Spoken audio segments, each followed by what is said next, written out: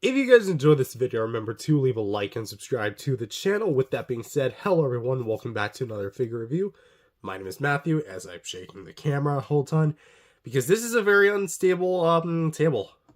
Just kind of shaking it. I'm literally grabbing it with my fingers, and I'm shaking it. Anyway, today we're back with another figure review. Today we're taking a look at the NECA Monster of Monsters, Godzilla himself, the video game appearance from 1988 on the Nintendo Entertainment System, or as you longtime viewers of the channel know him as, Game Godzilla on the Amber's Godzilla show. That's right. I would just kind of like to preface this before we actually start. This is not a very good condition Godzilla figure, as he's definitely been through his wear and tears. I mean, he's the second oldest of the whole collection, and I got him when I was a bit more of a rowdy kid. Basically, he's got a lot of scuffs on him, some actually missing parts, and some parts which are absolutely broken. So this isn't going to be a shining example as to a higher quality, very good in condition NECA figure. And also, if you haven't watched the Concrete Jungle Kong figure, I'm currently sick, so I might be a bit sniffly throughout this video, might even cough or sneeze. So with that said, this is going to be a kind of a review of an old favorite of mine. So with that said, let's go ahead and take a look at the figure. The one that helped start it all, the NES video game appearance Godzilla. So in case if you're too thick in the head to know what this guy is based on, this is going to be based on his appearance in the 1988 game Godzilla Monster of Monsters, in which that game he is an 8-bit sprite and you take control of either Godzilla or Mothra, and you're placed from planet to planet, facing off different enemies like Godzilla, Mogira, Ghidorah, Mechagodzilla, Gigan, the list goes on. And I did actually play the game via emulator, and I'm gonna say, it's an alright game. I think I would have liked it when I was a kid, but that said, it's definitely not a game I would have, absolutely just chokehold NECA to make a figure off of, make a figure of. It wouldn't be like that. But for the video game adaptation that we did get into figure form, what did we get? Well, this is actually a base model as far as the actual sculpt is concerned, reused from the 1984 figure, just redone a bit. And it is worth noting that there was a reissue of both the 84 and this guy that had updated sculpting work. Sorry, my apologies about that. Anyways, let's take a look at the paint and sculpt that we do have here. So for the head, we have some pretty pissed off red-orange-ish eyes with some blue, dark blue pupils as well for the actual, eyeballs themselves. For the eyelids, we actually have some black around them, which kind of gives the appearance of, almost like a video game illustration, or maybe just, mascara. I don't know, figure companies tend to do that sometimes. We have some incredible molding and sculpt work with, the multiple rows of fins on the back. Of course, mine are scuffed to heaven and hell and back. But it looks pretty good for what you get. For the sides, we obviously have the ears, which are dry brushed in a very well sculpted manner.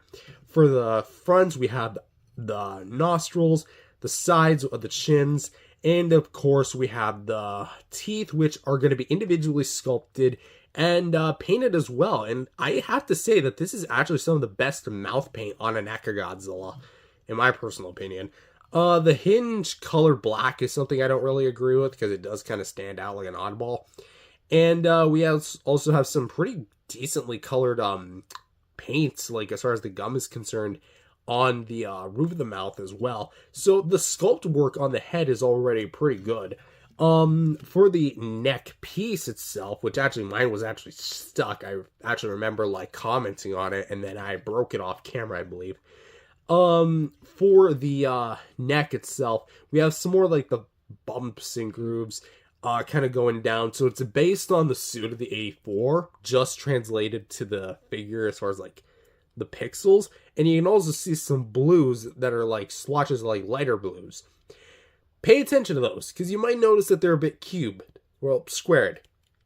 That is because, again, because it's based on the video game version, it is going to feature these pixels, which are, to be honest, is a bit hit and miss as far as the actual execution goes. For these spines, they're actually going to be more of a lighter blue, and I do appreciate the fact that it actually goes from a dark black to a dark blue to a lighter blue. So it actually has some sort of mild gradation with it, as well as it also has, maybe this was scuffed on mine, I'm willing to incline that. So wherever there's like black paint like this, I don't remember if it was like scuffed like that or if it was just actually like this from the get-go, because I didn't record my unboxing for this. I just opened it off camera for Christmas, so yeah. For the actual shoulders, again, we have some more of the pixelated detail, like the lighter blues, the kind of darker-ish blues, and then the black wash. For the front, we have like the circular kind of details, and then more pixels. That's definitely a scuff. We have definitely like some like grime and such, dust and lint in this thing. This thing is incredibly old anyway. More scuffage on the front of the abdomen, going to the sides where you can see the shoulders. More detail to be found with the pixels, and of course we have all the bumps and ridges in the skin, the blue paint that's on the actual arm itself, and then the claws, which are going to be, actually this claw is missing on mine. And I don't remember specifically how that happened, but if I do remember, actually no, that'd be that hand. My guess is just because of how much I used to roughhouse with these NECA Godzillas. It probably just got chipped and I was never able to find it. So, yeah. I remember actually for a while, I think this was on the Average Godzilla show, this guy's hand actually fell off. And I don't know where it happened to our hand since, and then there was like a moment in time where the hand was gone. So my guess is that if my memory is correct, which keep in mind the human memory is faulty, this was actually the reason why this fingernail is gone. So, but for the actual hand, we actually do have a lot of nice like colorization. I know this predates Bluey, but this really does remind me of the color scheme of the character. Or maybe I'm thinking of Bandit, her dad. You know, if anyone has watched Bluey, definitely raise your hand up, because I know I have. And I hate to say it, I actually kind of enjoy the show. Anyway, back to Godzilla. The actual claws we do have here are very well nicely done. Shockingly, still has the white color, as you can see here. This one's glued because that hand absolutely broke off as well. And there's also another joint that broke off, so it's not done yet. That said, moving down to the legs, where we get the big, meaty thighs. Like, these are some big kickers. For sure where Godzilla's big meat and gravy are. We can definitely see more of the pixelated detail coming down to, like, the bottom half of the thighs here. And then front side, we have, like, almost like a bit of an opposite effect, where the base skin, if we're going to assume that the lighter, this blue, is going to be the base skin. And then we have this backside, which has the darker skin. And then we have the pixels here, and then lighter pixels here. I kind of like that color contrast a lot. Of course, here we have the kneecaps, which are going to be kind of like folded in. And I like how they're just not like basically mirrored from each other. Like, this has different pixel designs than this one does. See that? That's interesting. And of course, just to kind of showcase the sides of the body, because I don't think I showcased them enough. Back of the legs, bit more of the pixelated detail. This back of the leg, there we go. For the actual feet, again, going to be featuring the claws, which aren't as scuffed as I thought they would be. Like, this one's almost like practically untouched, aside from these. It's just got a lot of dust and lint and grime in there, because yeah, this thing has been through its fair share of battles with me. I used to, like, take this guy in the 54 and beat the crap out of this thing. Like, there was no tomorrow. That said, I definitely do think that, like, the sculpt work is still very well done. And it's meant to capture the 84 suit. Of course, it's not meant to be the NES Godzilla, because if that was the case, this thing would be radically different. But that said, We also have the this whole big part of the head, the spines, which are going to be a more this is actually the original sculpt work part, like these middle fins, which are meant to be more replica of the actual design, which in the actual NES game, he has bigger dorsal plates in comparison to his movie counterparts. And at the time, I think like even the 84 had very relatively smaller fins, so they had to really like go in and make new molds, which I'm actually happy with, and they're not too puffy, but they are pretty big and pretty malleable. Although that could just be because of how worn down the rubber is. But for the actual detail, it is very well done. And I would have almost liked to have seen what this thing would have looked like on a standard Godzilla figure, not just like done with the whole video game aesthetic. But that said, we have all the like more triangular fins that are very well pointed. We have all these fins which are also well painted, although I definitely do think that they are part of the 84 sculpt. Again, I don't actually own the 84 figure, and I do plan on buying it sometime. It's just a matter of actually finding a seller who's willing to accept a decent price, because anything above $50 for a loose 84 figure, and you are officially a greedy person, at least in my opinion. But that said, these fins are really well painted, and I do like the pixels we do have here. The pixel work does leave a little bit to be desired on the smaller fins, especially this one, which is like the biggest of the smaller fins, if that makes any sense. Because here it almost looks like a cross, which, I mean, hey, maybe you're just paying homage to the D-pad on the actual, like, NES. But, of course, you do get some more pixel detail in the actual fins themselves, and they are varied in color, which almost looks like again, like an 8-bit version of the actual tail. However, the 8-bit detail stops when you get to the base of the tail, which sadly is just your basic blue with the more darkened wash. But we do get some more pixel line details when it comes to the bottom of the tail, and it looks really nice, except for all the grime and dust. As for length, it's not a particularly long tail, but it does the job well enough. So overall, for the sculpt and paint, I can't really judge accuracy, because accuracy on something that is meant to be replicating an 8-bit sprite on an action figure like this is very subjective. So overall, I think NECA did a really great job at least adapting the video game the video game design of Godzilla, even though I think this is more supposed to be based on the more Showa era Godzilla. I do really think the 84 definitely benefits with its retooling of the fins to be a lot more like the video game version. That said, I definitely think that there are still some problems.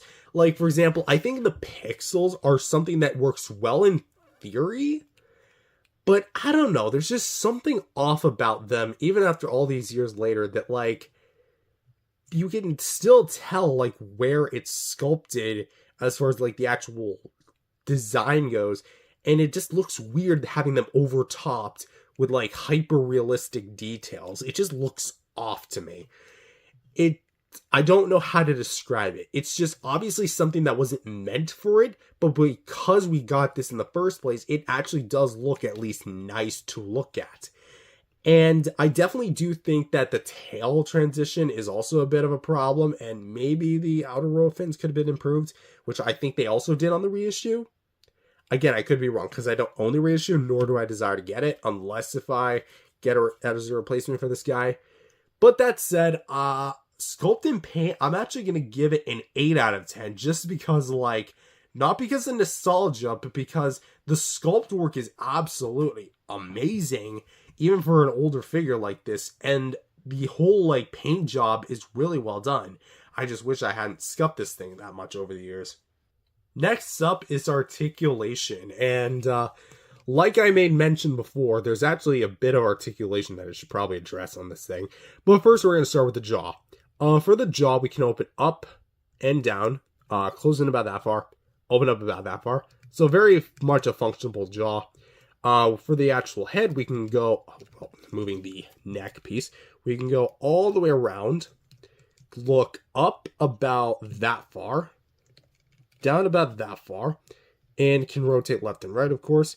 But with the neck, we can actually go, again, another full 360, look down significantly, look up significantly, and because it's made of a more rubberized-esque plastic, it's a bit malleable. You can actually get a bit of like more leaning side to side, which is very well done. Something I also found neat is that when you look up, you can actually get a little gap, but if you close the mouth, it actually kind of covers up the gap a little bit. So it makes sense because every time Godzilla's looking up, he'd most likely be roaring. So that is really nice. I don't think that was intentional by NECA, but it's there. So for the shoulders, we can go about that far up, that far down, can rotate a full 360 degrees, bend in with the elbow like this, as well as swivel with the elbow. A ball joint here at the wrist, which is going to be quite limited because of the size, so you can get a swivel and a little bit to the side. Just a little bit. It's not that much, but it is worth mentioning. This wrist, also, by the way, still glued. The waist was never really that functional to begin with, so you can get a bit of like back and forth like this, and you can get a little side to side in a mild rotation. And I say, actually no, you can go with the full 360. Again, I forget like some of the aspects of these more older figures, so you can definitely get a bit of a leg rotation. It's not like 62 level of hindered, but it's still, I feel like if there's a bit more clearance here, you could have gotten maybe like a bit of a bigger ab crunch. For the legs, we can actually go this far to the sides, this far inside, and go full 360 with the legs. As you can see here, a little tight on this one. For the knee, we can bend in about this far, straighten out about this far, and can rotate some. This one can actually rotate a bit easier on mine. But you might notice that I used the foot to rotate it. That is because a few days after it, I decided to be a complete moron, drop this thing from my bunk bed, foot snaps. I thought it was the ball joint. Nope, it's the actual ball peg. The peg itself snapped. So you can actually kind of see there's a bit of a glue seam right there that somehow works after all these years. That is some strong glue. Like, I'm impressed myself. But for the actual foot itself, you can go a bit forward, back, full 360, and a bit of a pivot. I am kind of noticing that there's a bit of a difference. Like, you guys can see that, right? And we also have 1, 2, 3, 4, 5 ball jointed segments at the base of the tail, which can go left, right, oh, crap.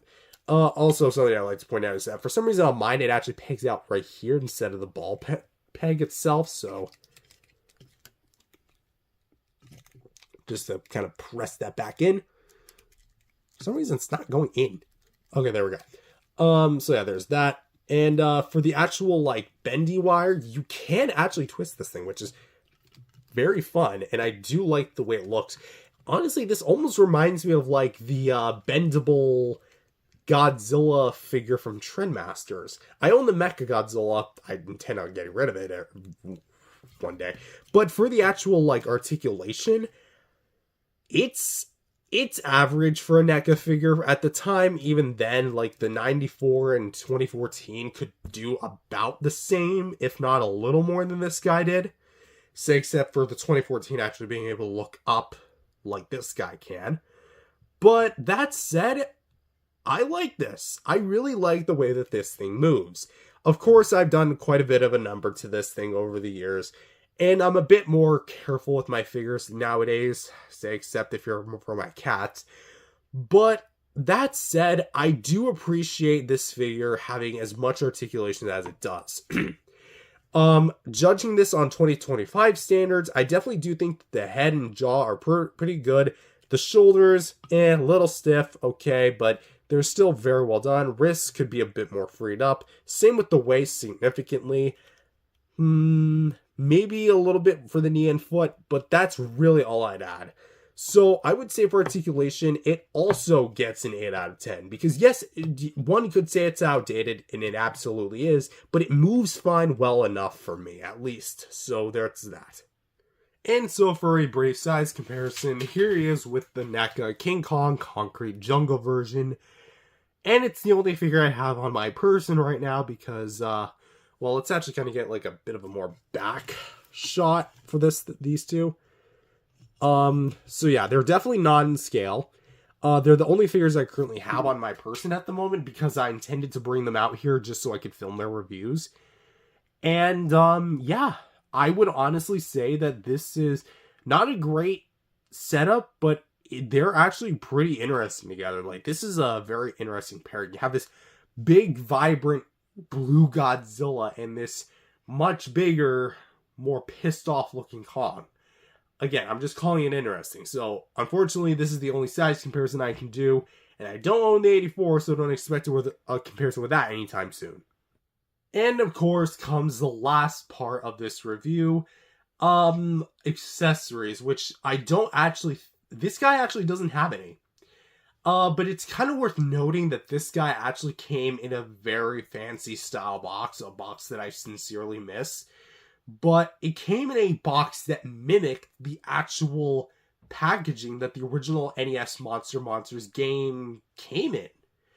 And it's so cool that that was actually their, technically speaking, the first time NECA actually got the rights to use a 5-panel box, as they called it back then, and I think they still do now, like in their Godzilla line, because everything followed like the same clamshell Godzilla 54 from Bandai America packaging. And sure, they were fun, but they were kind of just getting a little repetitive. So once they actually got the okay, starting with the 62 and the 56 Godzillas, to actually make their own boxes, that's when NECA really started cooking. And unfortunately, that didn't really last long now, did it? But really, this Godzilla was almost like a testament to like what NECA could do as far as bringing in new pictures and boxes and such.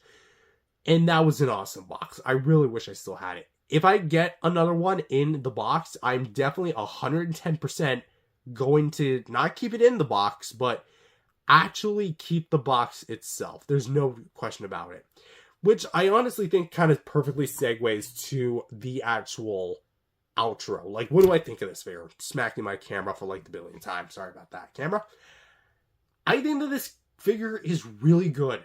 I do think so. It's very much of a one-of-a-kind piece because I don't know if there's any other Godzilla merch out there that actually, like, is from the NES game. Its sculpt is really good. Its paint job is fun and creative. Its articulation, while very outdated, it's still serviceable and really expressive for what you get. And it just serves its purpose of being a fun video game adaptation of the actual Godzilla we saw on the screen into figure form. That said, do I recommend this in 2025? If you can find this thing with the box, mint in box, assuming that, for maybe like $50, $60, that's going to be your soft cap. Anything higher than that, no. Just plain out no. I definitely think that this guy is deserving of a memory down lane thing, and I'm perfectly happy that I own this thing. Even though this condition kind of saddens me, I'm still planning to get another one, and we'll see what happens. But that said, for my final score, I'm going to rate this guy an 8 out of 10. A very welcome addition into anyone's collection, regardless of how young or how old you are. Actually, maybe how old you are. How young you are, let's just kind of leave it at that, because this figure, if I could do this and this to my figure, plus scuff it to who knows how much, and plus get rid of a nail, yeah, your kid's not going to take care of this thing. You might as well have it. But with that said, thank you guys for watching. And if you enjoyed this video, leave a like and subscribe to the channel. And I will see you guys in the next video. Peace out, everyone. If you guys enjoyed this video, remember to leave a like and subscribe to the channel. With that being said, hello everyone, welcome back to another figure review. My name is Matthew, and today we're back with another, figure review. Today we're taking a look at, continue our NECA marathon of reviews.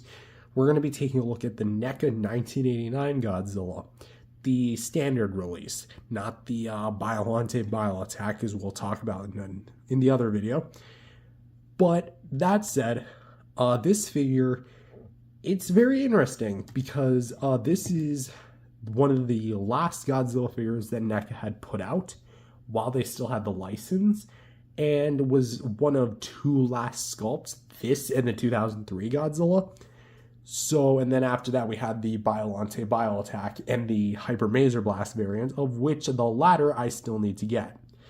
That said, this figure is definitely going to be an interesting one to talk about, because I had previously stated that this one was my favorite of the bunch, because in my NECA rankings videos, this guy was pretty much like the definitive NECA Godzilla. While I still do stand by that, we're going to be taking a more critical look at this thing and really kind of putting the nail into it. So is it as good as I say it was, or is it just okay at best? Let's find out.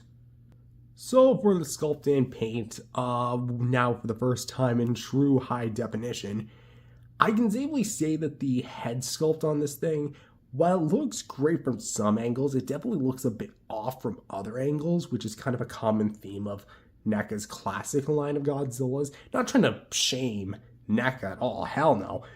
What I am saying is that NECA has a very, depending on the sculptor and the designers, just a very mixed result. I mean, that original 84 prototype from almost 10 years ago was definitely not what they would do now. But that said, for the head sculpt here, it looks really good, at least head on. The detail work on things like the nose and the facial structure just look really nice, and it has a very, very nice aesthetic to it.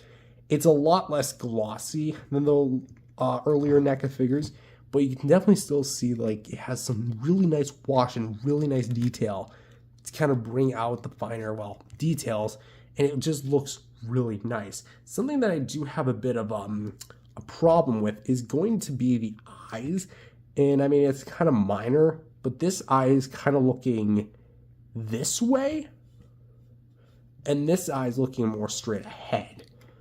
And I didn't really notice this until now. So it definitely looks off when you have it like from the front, just because of the way it's painted.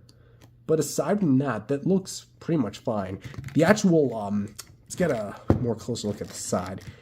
The side is definitely where it kind of has a bit of issues, because I definitely feel like the head is a bit too pointed upward. But that said, it still looks pretty nice regardless. We have a kind of like a red outline for the eyeball, and then white for the eye itself, along with some brown and black. So NECA really did their homework when it comes to the eye. Taking a look at the mouth inside, this looks incredible. The double row teeth are sculpted and painted really well, with the top gums looking really nice, where it goes into the peg hole for the atomic breath piece. And of course we have the little tongue in there, which they kind of did the similar thing with the 62 Godzilla, minus the paint, where it's actually on the hinge, which that I do really like. Taking a look at this other eye, we can see kind of more has the same thing, although I will say the paint application's a bit more tidied up on this eye compared to this eye, because the outline is a bit on the lower side, while this one pretty much has it about to a science. For the dorsal plates here at the back, 3 rows of them, can't go wrong. Has like a ton of detail here. Not much paint aside from like a dry brush or wash. A little fuzz. I have cats, so do expect to see a lot of fuzz here. But we do have, again, a lot of nice dry brush and like the waved detail, more like roughed up on the neck, and then kind of smoothens down with the line work. And that's something I do like about NECA. Here's a bottom shot of the jaw here, just in case if you're interested. But yeah, that pretty much wraps up about the head. So going down to the shoulders, we have quite a bit to talk about here. The shoulders in question have that paint, which are going to be primarily on this side and in the middle, while the black kind of like base color, or that's probably a wash, one of the two, is kind of like seeping through the crevices here and almost look like the new trying to think like two in what's the name of the I don't, you guys probably have no idea what I'm talking about, but anyway, looks like two eyes together. There you go. Letter eyes. I should probably clarify. So that looks neat. And we do have some more like the detail kind of coming down here. A little bit of a black splotch, which I do find a little weird. But we do have some like more folds in the skin, which look more like the suit than anything else. For the claws, they are just kind of basically painted. A very nice paint of like that very goldish brown, but it definitely doesn't look the best when it comes to like the shading, because there really isn't any shading. They kind of just slapped it on there, but it does do its job. Come back to the chest, we have more like the scaly detail, and it does look pretty good. Coming to this arm as well, as you can see with this claw. The claws are almost painted all the way. Not completely, but you can definitely see what I'm talking about. Here for the thighs, which are going to be very big. And so let's just briefly showcase this part. The crotch itself. Anyway, the thighs here do look really nice. And I do like the kind of like black highlights here, because it very much captures all the folds in the skin. And it's clear that NECA understood where it was and how to highlight it. That's something I really do like. You can see all the scales that go down with the figure look practically immaculate, I will say. As for the kneecaps, they do look pretty nice. Standard oval shape. Can't believe I'm actually calling a kneecap nice. Hey, like your kneecap. Anyway, moving down to the shin area. Shin Godzilla. Waiting for that 4K release. It's coming this August, so I might cover that in a different video. Anyway, black highlights going down from the kneecaps to the actual shin cap areas, where we do get more like that black spray. And then we obviously have that hinge, which isn't as like noticeable. Well, it's noticeable, but it kind of matches color-wise, although I do get a bit of paint access there. Yeah. But we do have some more like the folds here, which are highlighted in black, as well as here as well. You can see all the scaling. And of course, the big chunky feet, which are going to be pretty roughed up, dirty looking. This actually has a bit of like subtle gradations for the base color to the actual claw itself. And it looks pretty, again, roughed up. Here at the bottom of the feet, not too much detail. We do get a bit of it, but it's not really by much. We have like copyright information from NECA and such. Toho Company Limited. Peg holes at the bottom of the feet. I find it interesting how it has one peg hole here, but peg hole back here. Interesting. Also, I never really pointed out, but there is a bit of access paint there, but because it's at the bottom of the feet, that's a bit minor. But now let's talk about these dorsal plates. This is beautiful. Let me get a good look. There you go. Beautiful. I'm just gonna say, no complaints with the dorsal plates here.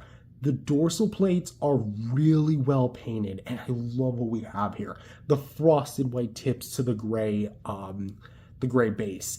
All the shapes look amazing, and even the more smaller ones do have a bit of paint variety. It's so cool how NECA did their dorsal plates, and I really wish we had more of this, because they were sadly cut early. Regardless if who's at fault, if it was themselves or Toho's,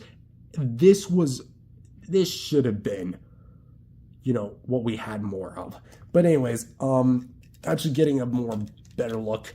It looks very well done with all the puffy dorsal plates. Mine are, I don't know if it's actually meant to be like this, but they are a bit warped. Well, some of them are. But you do get a bit of like folded with them because they are made of like a more rubbery material, but it's not like flimsy rubber. It's actually quite durable rubber, although do keep in mind that they are still prone to paint chippage. And as we go down, we still get the dorsal plates, and let's just talk about the tail.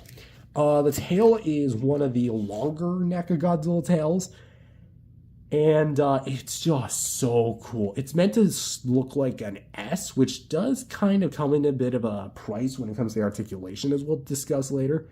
But this tail just looks awesome.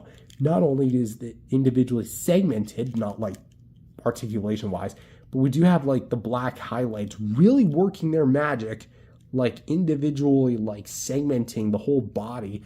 But we do get an amazing amount of like the more rough texture versus the more soft and smoothed out texture at the bottom. And then at the top you have all the dorsal plates, which are painted towards the very end. A little bit messy, but again, that's the tip of the tail, to be expected. It just looks so good. And this is really what made me like the NECA 89 so much, was that it was the most well done out of all the Godzilla figures they had released, because it was the most consistent. And that's honestly what I have to commend NECA for. It's that it had consistency. So really, for sculpt and paint, though it's not necessarily the most accurate, I would say that as far as the actual execution goes, this is probably the best executed of, I'm going to say it, the entire line. It's really well sculpted and really well detailed. I almost feel like I'd be paying this as a $50 to $60 figure, but in reality it's only like a $25 figure, at least was.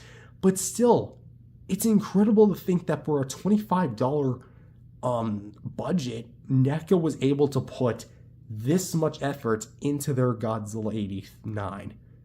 And again, it kind of bums me out that NECA never continued or was able to continue it.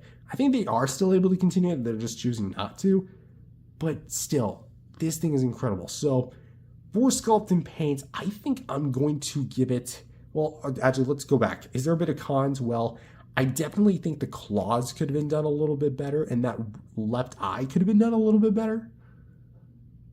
But that aside, those are basically nitpicks.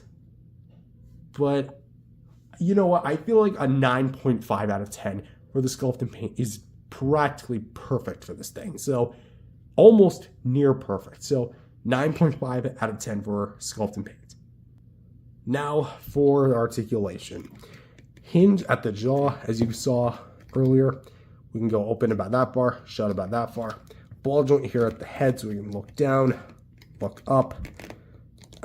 We can lean from there to there, and we can go a full 360 degrees. For the neck piece, not the head piece, we can look down about this far, look up about this far. So you can actually, using the two joints, you can actually get him to look a little up because his eyes do angle like that. To the left, about this far, right about this far, and can rotate, I believe, a full 360 degrees. There you go. For the arms, which we're going to angle down the camera a bit. There you go. They're on swivel hinges as opposed to them being ball joints. So you can see there's a hinge, so you can go up about, try to push it that far, down about that far. And I think for a rotation, it can go all the way around. Okay. I did not remember it actually being able to go all the way around. I was always thought that it would be very limited. For the actual elbow, we can straighten out, go back in because it's on the swivel hinge, and we can go all the way around just like that. For the swivel wrist, we can go hinge as well. Mine's a bit stuck. It's a bit stuck sometimes, but we can go in about that far and bend out about that far. Can rotate a full 360 degrees. And for the finger claws, can go out and in. And because of the way the thumb's positioned, you can't really look like he's gripping, but you can kind of look like he's gripping stuff. So there's that. Set the arm back into position here. There we go. Now the waist. We can go... try to make him go as forward as he can. About that far forward. About that far back. Can rotate a full 360 degrees. Although, again, do keep in mind that the dorsal plates will chip against each other if you rub them too much. So just kind of align everything back into place. The legs, we can go out to the side, in, and can rotate not a full 360, but it's pretty close, at least comfortably. You could probably force one, but like I don't want to force it myself. So they are on that barbell style ball joint, so just keep in mind things can get out of line. Hinge for the knee, so it can go bent in, straighten out. A mild rotation, although my knees don't really want to do anything. Ball joints here for the feet, so you can go full 360 degrees, plus pivot and go forward and back. And now for the tail. 1, 2, 3, 4, 5, 6, 7, 8 ball joints here for the tail. So this is kind of where I would mention the S curve. Pointed up, it looks great.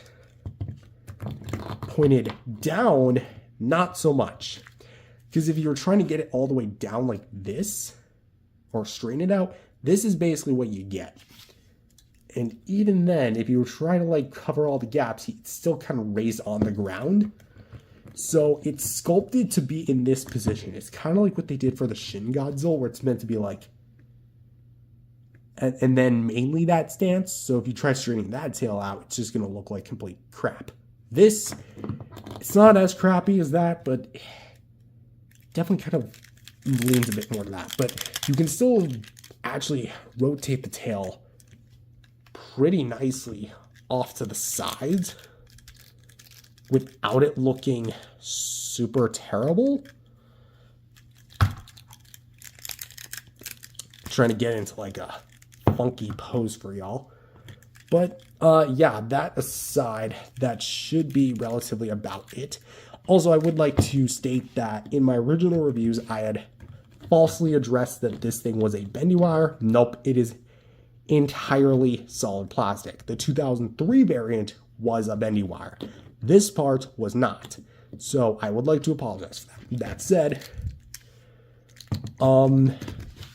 this is definitely going to be a more, how you say, very expressive Godzilla. Although it's a bit mixed as far as the range is considered. It has new engineering, like the swivel hinges for the wrist, and a fully ball-jointed tail as opposed to it being a hybrid tail.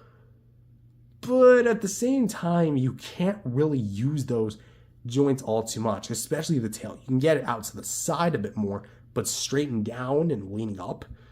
It's meant to be in one specific pose. And I feel like when you give an articulated figure a pre-posed fixed position, then that kind of ruins the whole like point of the articulation. Like at that point, you might as well have just had the whole tail as a solid S curve and just pegged it right into the butt. That said, the articulation for what you do get is really good, and in some parts very expressive, like the head, and I would even say the waist a bit, because it is a bit more freed up. The arms, decently expressive, legs, maybe not so much. So in terms of articulation, it's fairly standard for a NECA Goji, just not the most articulated as far as the range is considered. And you can't really use stuff like the tail nor the legs. So with that said, I'm going to have to give the articulation a, what's an honest rating? 7.5 I feel like is fair. Very good, but not great. What's a Godzilla figure without some firepower? The SH Monster Arts Godzilla 1989 Spitfire version, which was an exclusive. Yeah, so basically this is a base form Godzilla that might not look like it comes with anything, but actually NECA was kind enough to package an atomic breath piece. I could have the wrong one just because this and the Spitfire the Biollante Attack Godzillas have the exact same beam effect. So I do apologize if this is the one from the Biollante Attack, just because I have them both side by side on the shelf. But as you can see, it looks very, very reminiscent of the NECA V2 beam from King of the Monsters, but it is an entirely different sculpt. For the base of the beam, we have this white tip, which eventually kind of tapers off into like a spiral, and then it looks more like water, to be honest, but it has a lot of blue hues, like a lighter blue, a bit of darker blue in there, and some white highlights as well. And it has a very nice, beautiful spiral in there. Mine's got a bit of blue paint, like right there.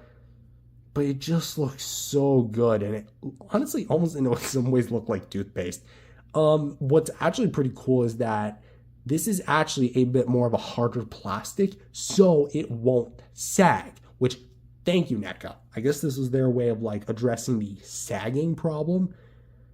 But yeah, to peg it in, you're going to see this big, long peg with a teeth at the bottom, like some teeth grooves. That is going to be the bottom jaw. And how you insert it in is you're going to see a very long insert hole into there. Insert it like this, and then shove it in, and then boom. You're pretty much golden, glory.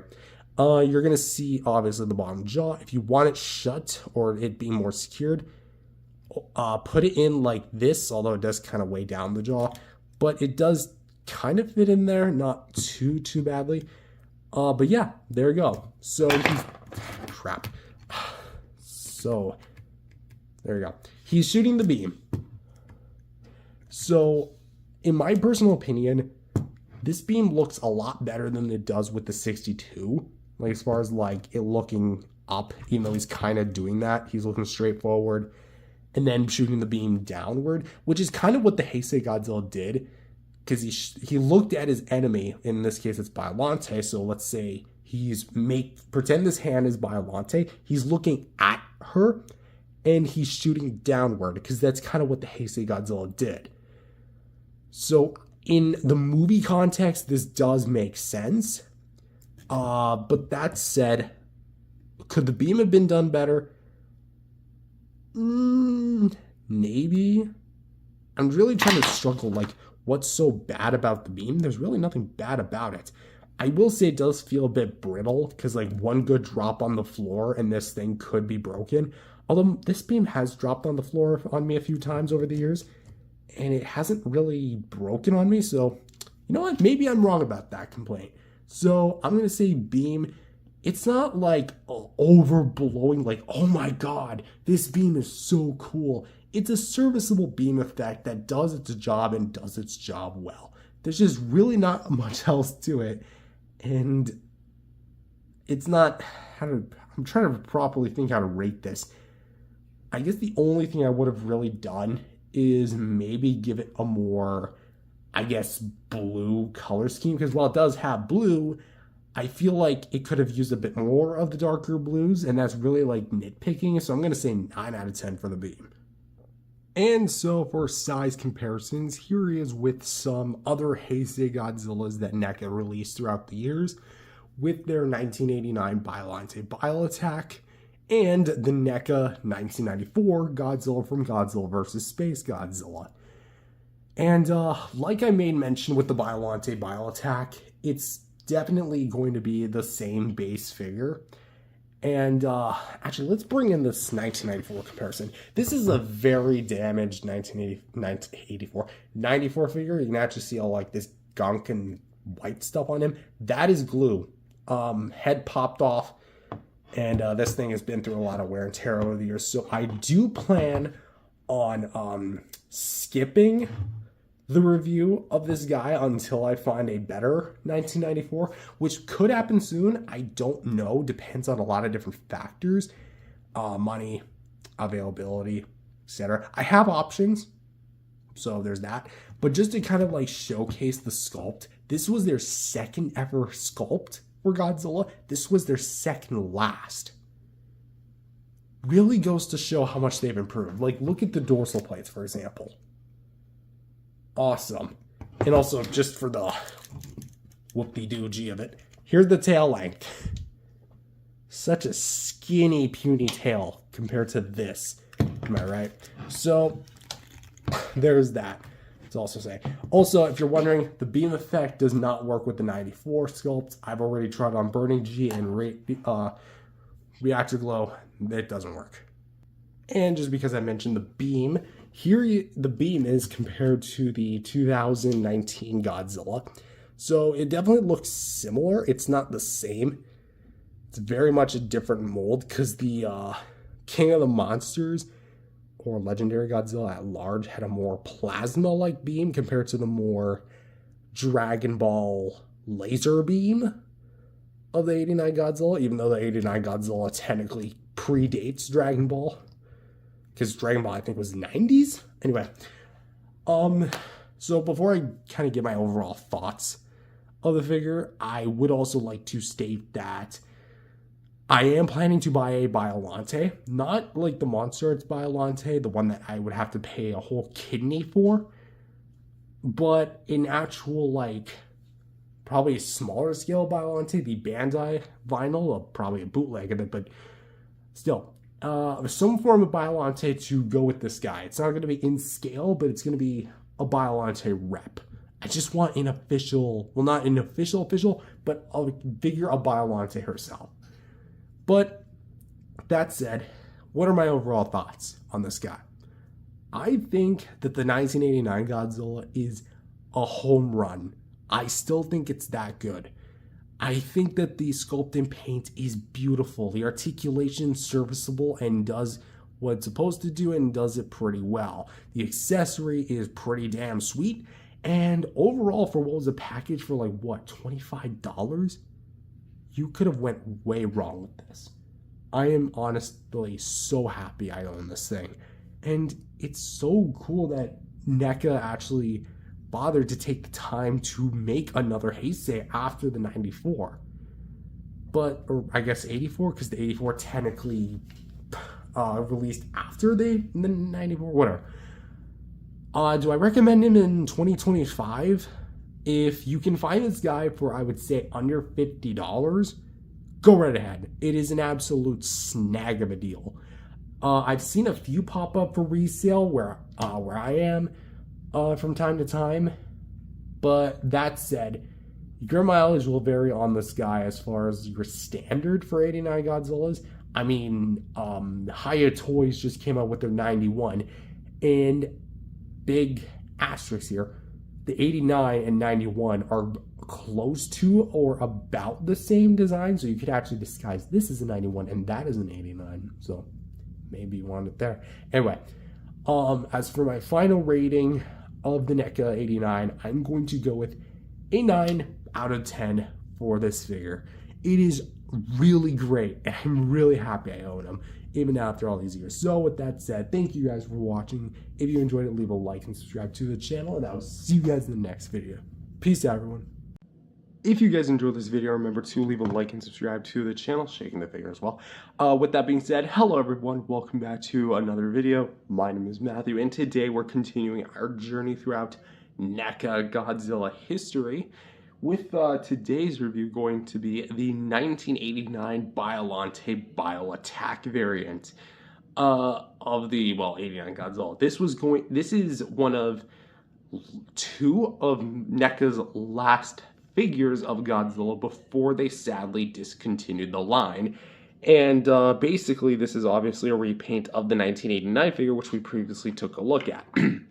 So I'm going to be a bit more brief when it comes to the actual, like, sculpt and paint, articulation, and size comparisons and accessories, because for the most part, everything's the same.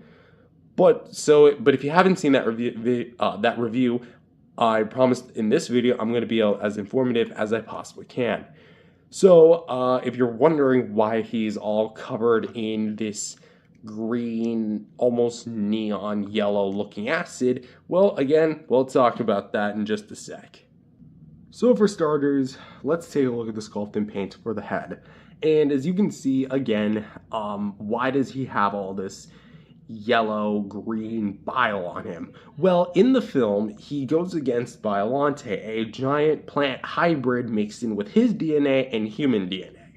And one of Biollante's powers is that she's able to spew this green gunk out of her mouth, and in a way, kind of counters Godzilla in a weird way.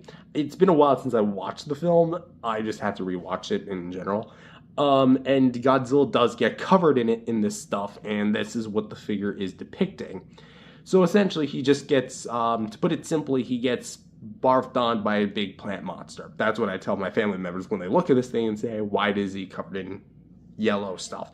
Anyways, for the actual detail, I will say that the detail work is still immaculate. If you've seen the 89 review, you already know that this is my personal favorite of like the original Heisei era of Godzilla suits, and one of my favorite sculpts in the NECA line in general, and that still holds true.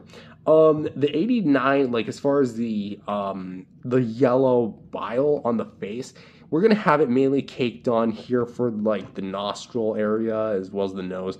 The nostrils themselves actually don't really have a whole lot of them, but we have a bit of like I want to say, a dark base, because you can kind of see around here there's a bit of like darker green. If you know the King of the Monsters poster 56 Godzilla, that's kind of what the same color is. Probably not the exact same, but an identical color. And then they have a more of like a lighter green over top, which for its application looks honestly pretty stellar. You're gonna have to forgive all like the fuzz and stuff. I have like pets, so yeah.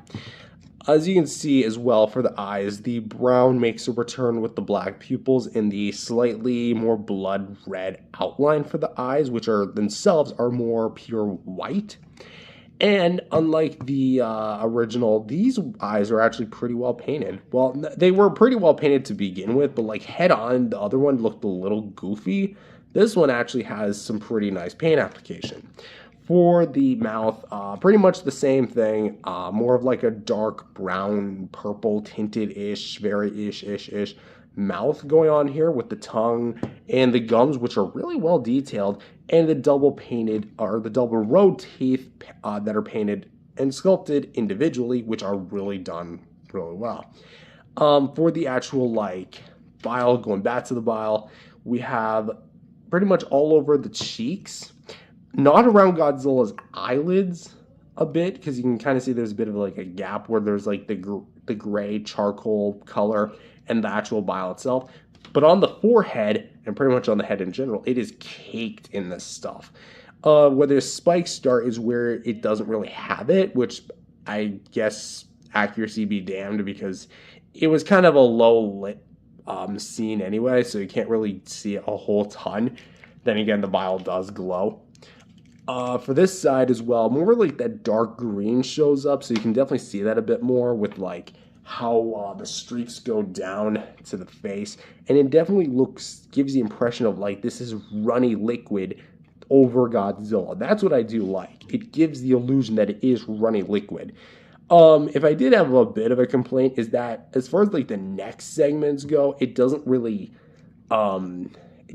blend or mesh well together. Now, what I mean by that is if you look at this side, you can see that it obviously cuts off, but then here it's like super thick. Here it's kind of where it's a bit thinning out, and then here it goes back to thick. So you can kind of see that it's trying a bit to align itself correctly, like thanks to the articulation, but it doesn't really do a great job at that. So that's a bit on the iffy side, but something you're also going to see is it has a bit like speckles of like the dark and light paint of green, and it actually is overshined, overfinished, sealed with a glossy spray. So usually I was kind of like skeptical about them bringing back the glossy paint, but as you can see, like on full display here for the neck, was you can actually see it on the bottom jaw and the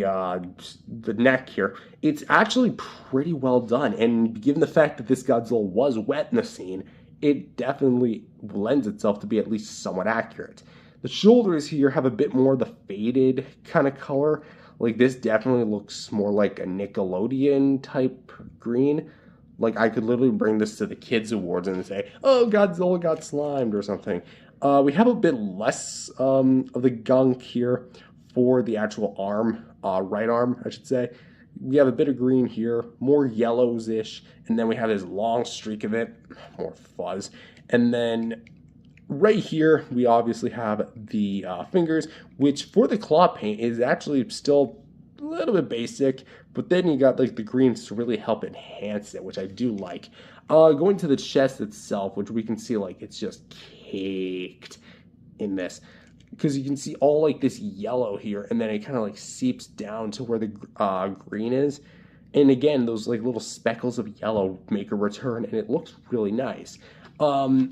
This is also kind of what I was talking about here, because spoilers for the articulation, even though it's not really a spoiler, this is like a cut in the joint, or in the sculpt for a joint, and you can see that there's like these 3 long pieces of bile that are running down Godzilla here, here, and here.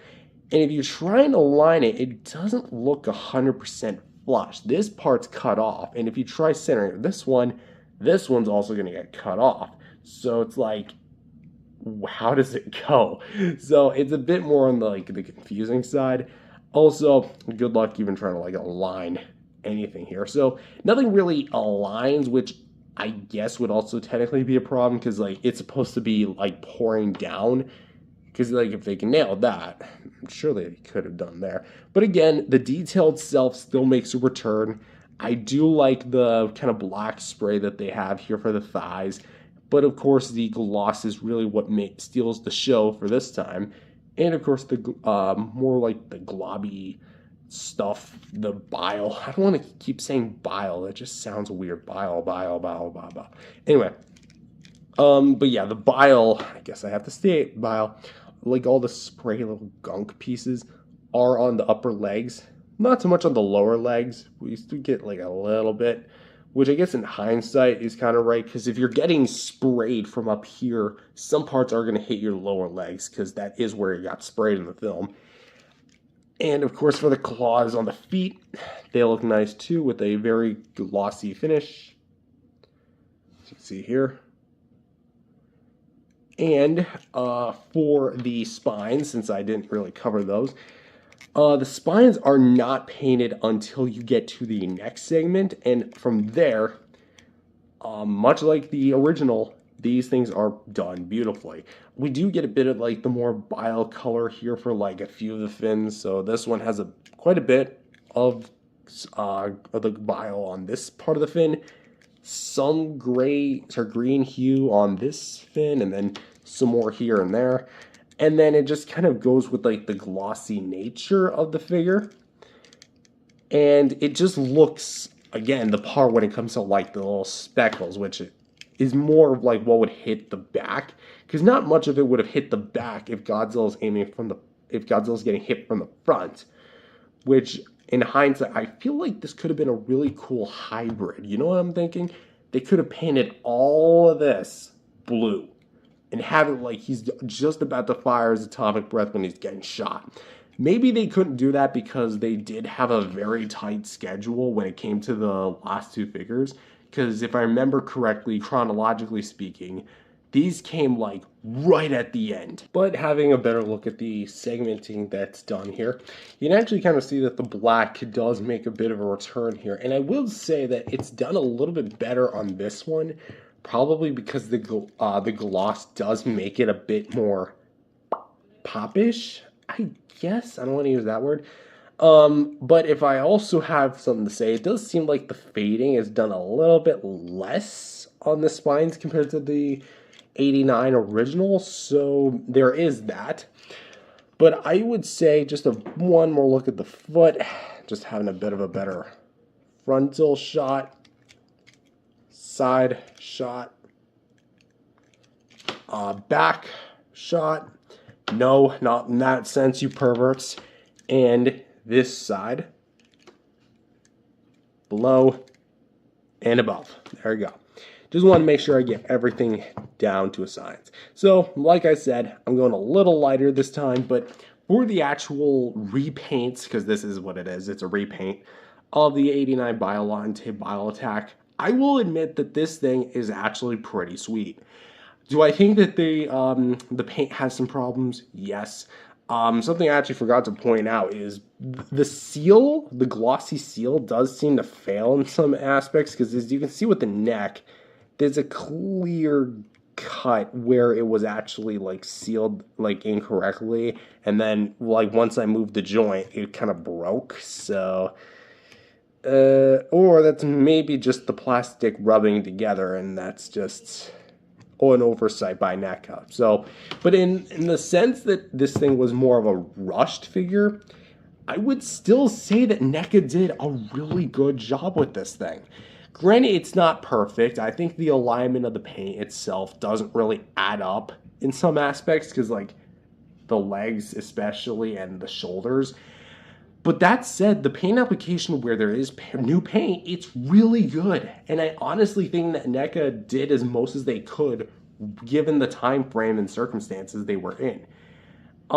As for like if I prefer this over the original as far as the looks department, I'm gonna say no, because it's more scene specific, and I definitely think that the more I guess traditional Godzilla definitely appeals to me more, but this is still really good on its own. So for the sculpt and paint, because it uses the 89 detail and base paint job plus new paint plus gloss, I'm going to give this thing an 8 out of 10. Very, very good. For the articulation, literally nothing has changed. So for the head, let's actually kind of scroll up here. There you go. For the jaw, we can close up, open about this far. We can do a full 360 degrees at the head. We can look down, we can look up. Pretty much the same movement we can get with the original. The neck on mine is a bit more stiff and definitely does not want to move because something clearly happened, like as far as the joint tolerance is concerned. But we can still look up some, down some, and can rock it a bit, so that is good, I guess. The shoulders, there we go. We can go up, down. I would still be cautious about things like paint chippage and sealage because I'm not noticing anything. You can actually see some pixels because it uses like printing paint, which I do find pretty cool. And it can go have a rotation. But again, I'm not going to display it on full force here just because I'm worried about the scuff, because once it's scuffed, and I can't exactly run to Walmart and get a replacement. It's not exactly 2020 anymore. Oh, I think this thing was exclusive to Target. Was it? I can't remember. We have a bend at the elbow, as you can see there, as well as a mild swivel. Again, not wanting to screw up anything. Swivel hinge for the wrist. We can kind of go backwards, several mil forward. So yeah, you can kind of see that the seal definitely kind of gave way a bit. And then we can hinge at the fingers. It's actually like that. Waist can go a full 360 degrees. Plus can actually kind of rock back and forth. Hips can go out to the side, into the side as well. And not a full 360 degrees rotation, but can go pretty far back as far as that cut is concerned. We can get a very stiff, my goodness, hinge at the knee. There you go, very stiff. And a mild rotation, a ball joint here at the foot. And 1, 2, 3, 4, 5, 6, 7, 8 joints, and a not bendy wire there at the tail. And I mean by not bendy wire because they used to say that it was. No, it's not. It's literally just a solid plastic piece. So with that said, as far as the articulation is concerned, you can get a pretty good amount of articulation for this thing. However, there is kind of one problem. you can't really use a lot of it when it comes to like the front of the figure, well, the top half at least. You can use a lot of the tail articulation and maybe to a degree to some of the legs where there's some leg articulation, but because this thing is designed to look like he's being shot from above by the bile, the articulation, as soon as you do stuff like that, it might start looking weird. Because, like, it starts breaking things, and it's kind of meant to be in one specific stance. Like, maybe like this. Maybe Godzilla's looking down while he's getting like, ugh, stop it. Or he's, like, literally, like, looking up like this. It doesn't look 100% coherent as far as the actual articulation would go. And I mean, technically speaking, none of the Godzillas would be 100% coherent because they do break the sculpts. But this one is an special example. So some of the articulation you can't really use, but the articulation itself is still really good. So I'm going to call it an 8 out of 10 for this one. It's not as usable as something like the original, but still pretty damn good. Now, as for accessories, he comes with the exact same beam effect as the original 89 does. And again, I could have the wrong one because they look so friggin' identical. It does look a bit like the 2019 V2, doesn't it? Anyway, it's the exact same stuff. It's a spiral piece of white plastic with painted blue over top, and it's meant to look like the heat ray that he shoots out in the film. And all you do is you're going to see a peg hole in his mouth. You're going to line it like this. Make sure the grooves are facing the bottom. The website or the promotional pictures had it incorrectly placed up like this. That's not the way you want it. You want it facing down like this so it kind of sinks into the teeth. And there you go. You have Godzilla shooting the beam. Now, admittedly, it's cool, I think, and it's, pretty much harmless. It's a very stable beam. You could have this thing displayed on for hours and it won't sag, and it's actually pretty light. So I feel like NECA definitely saw like the issues with the 62 Godzilla having such a big heavyweight beam effect that was made of a more like saggy plastic, and a flexible one at that would sag down and kind of weigh down the figure itself. This is actually very lightweight and doesn't really sag anything. There you go. Anyway, I'm gonna be honest and say that I feel like the beam was definitely a very cool inclusion from both figures. But that said, could this figure have maybe come with something else? Maybe. Maybe like, and this is gonna be like kind of a weird take, maybe a stabbed hand. Yeah, because in the movie, I think it's his right hand, it actually gets stabbed. So what I feel like they could have done is, and if you've actually seen the Super 7 Toho Ultimates 89, you know exactly what I'm talking about, is that in the film, he gets stabbed with one of Biollante's vines. So I feel like maybe having like a stabbed hand could be really cool. But alas, NECA was under very tight schedules for this thing, and but yeah, it's essentially just this. So I feel like the beam still is about the same. I'm gonna say an 8.5 out of 10 just because like the beam, it's basically just the same thing as it came before. So, and it serves its purpose. You shoot it out of Godzilla's mouth. There you go.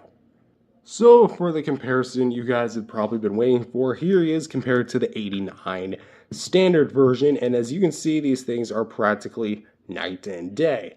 Not literal in the literal sense, but as you can see, they're the same mold. First off, they're the same accessory. But that said, I definitely think that the original is a bit superior than the repaint, and that's mainly because of one thing: presentation. I love how unique this mold is, and I love how unique the paint is. Or, well, not the mold, the paint itself, the actual design and cosmetic of the paint.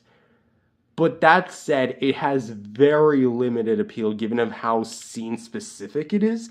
So I definitely think when it comes to a Godzilla figure, someone's going to pick this over this because they're going to be like, what the hell is this thing?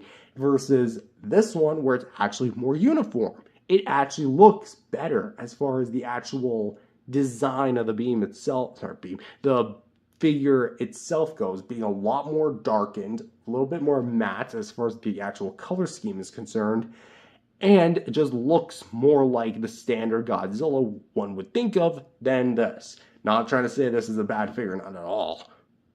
And for the last bit of a quick comparison, here he is with the other green NECA Godzillas in the collection with, or well, I guess of all time, with the 1956 Raymond Burr Godzilla King of the Monsters poster version and the NECA Loot Crate Reactor Glow Godzilla Glow in the Dark exclusive. And as you can see what I was talking about as far as like the color scheme itself goes, it's kind of clear that these two in some way, shape, or form kind of like wrote off each other as far as like the color scheme itself goes.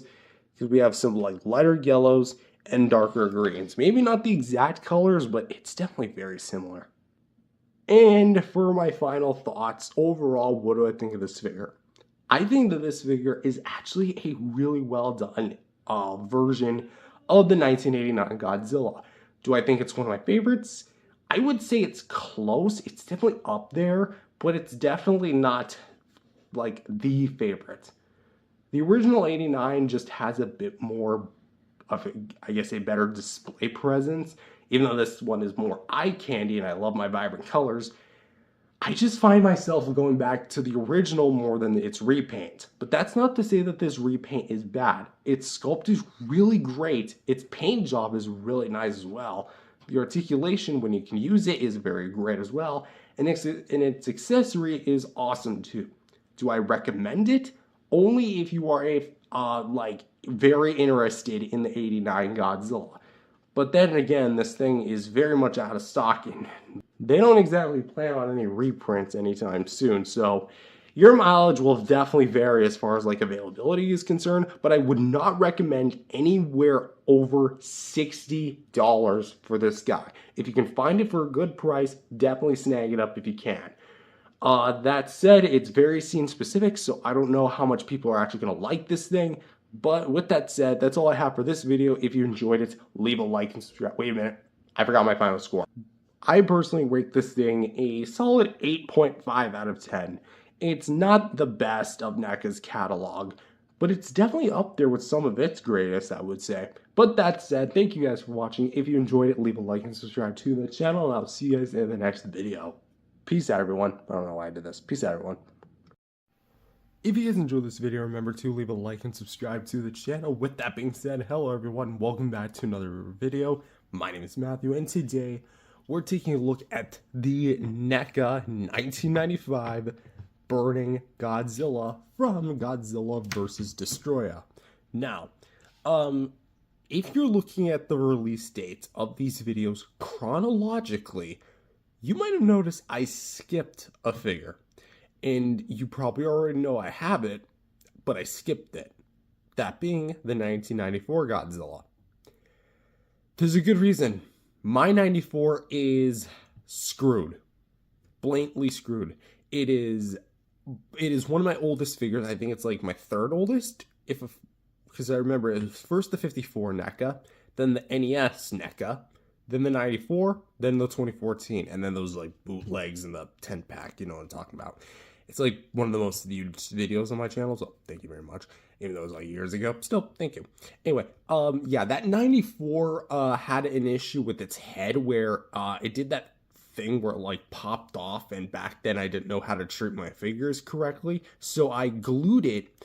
But what happened was the glue ran through the body, fused the head and neck together, went through the chest joint, and then like ran down the tail, sort of the backside, and then like fused the backside with the tail. So essentially, all of this running down and to the only the back portion of the tail was all fused together. Not to mention his jaw was also shut because there's actually a tiny little hole where the jaw connects to the actual head. So that's why we're not doing the NECA 94 review, because even though I did one for like the NES and the 54, those at least still function. My 94 doesn't function anymore. It does not articulate very well, and it's not meant to do its job. So during sometime this year, I don't know if it's maybe this summer, this fall, this winter, I don't know. I want to put my more money where my mouth is on other things right now.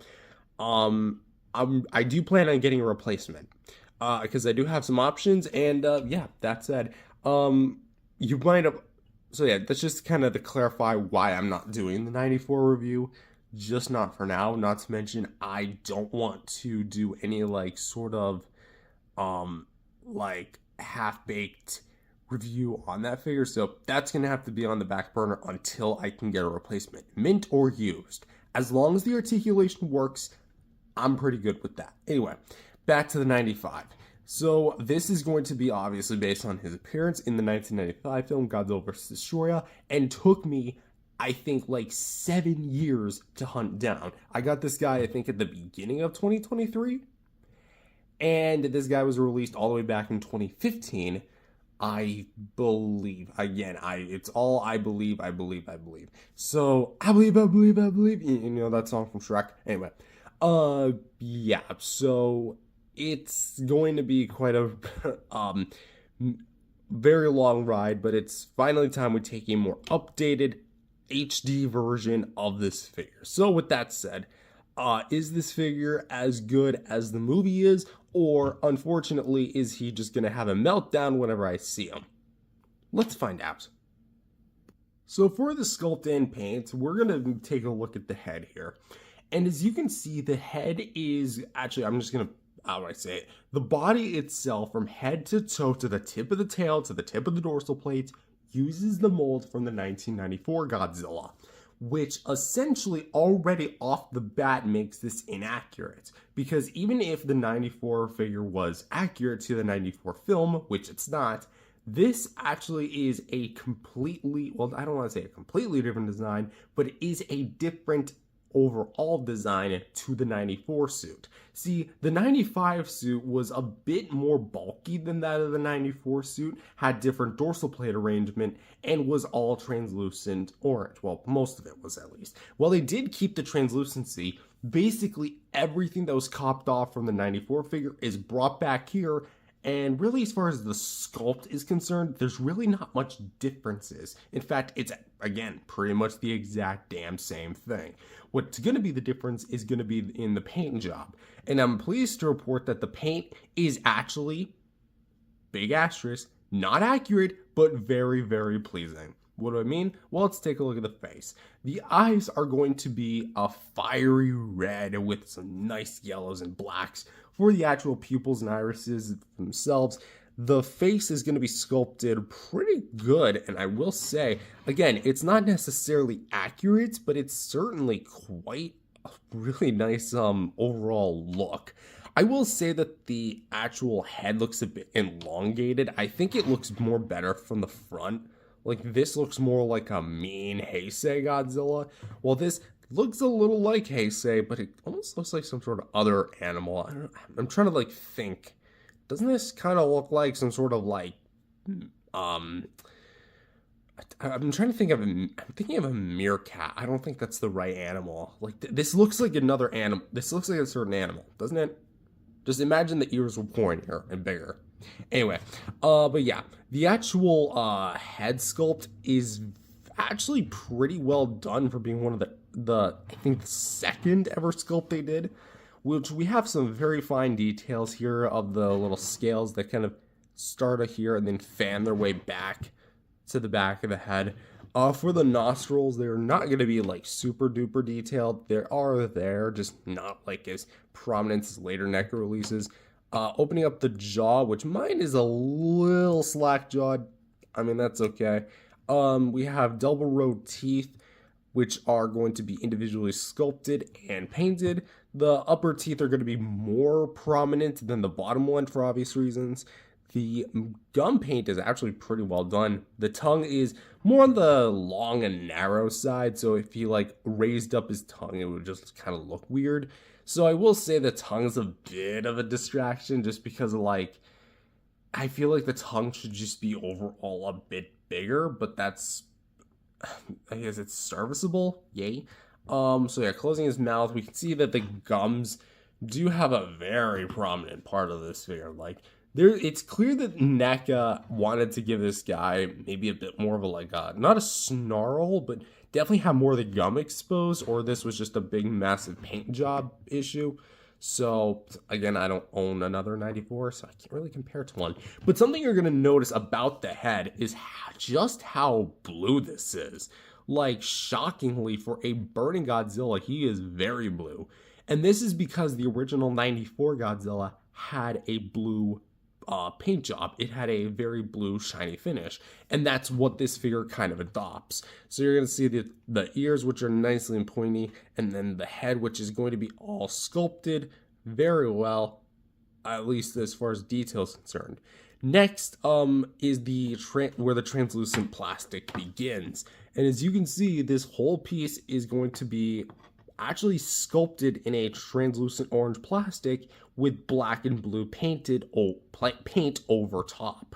And I can tell you it's that because if you pop off the head, see actually just there you go. As you can see, it's all orange in there just with the black over top. So with that said, we actually have a few streaks of orange, almost like lava. I like what we have here.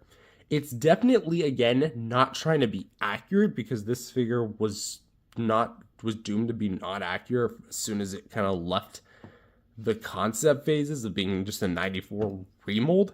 But it looks really nice regardless. Maybe not so much here where we do have a bit more of like green and blue mixing together with the orange. It doesn't look necessarily coherent. I feel like maybe that could have been tightened up even for 2015. But this looks at least still very eye candy and very nice what we have here. The scaling is a bit more on the softer end because keep in mind this was more of NECA's earlier takes of Goji. But of course we have the folds in the neck which look really nice. Also I want to kind of reiterate that this is the original release or one of the earlier releases, not the poster box variant where it is a bit more matte in terms of its paint job. So if you want me to track down that's going to be like nearly impossible. Anyway, back to the body here. So the chest is going to be, again, rather soft in terms of detail. We have the front side, which is going to be kind of more rectangular-ish, and then we have the sides of it, which are going to actually feature some diamond-esque plating on the dorsal plates, the scales, which are actually really well done. The arms here are actually going to be done very well and look very nice. We have like a lot of orange infused with the black and the blue. It very much almost reminds me of Halloween. Like this almost looks like some sort of like Halloween Godzilla. Ooh, I know it's like literally June, but who cares? You can celebrate Halloween whenever you freaking feel like it. If I want to show up to the Christmas party dressed as Freddy Krueger, I will absolutely go to the Christmas party dressed as Freddy Krueger. You do not freaking shame me. Halloween is freaking awesome.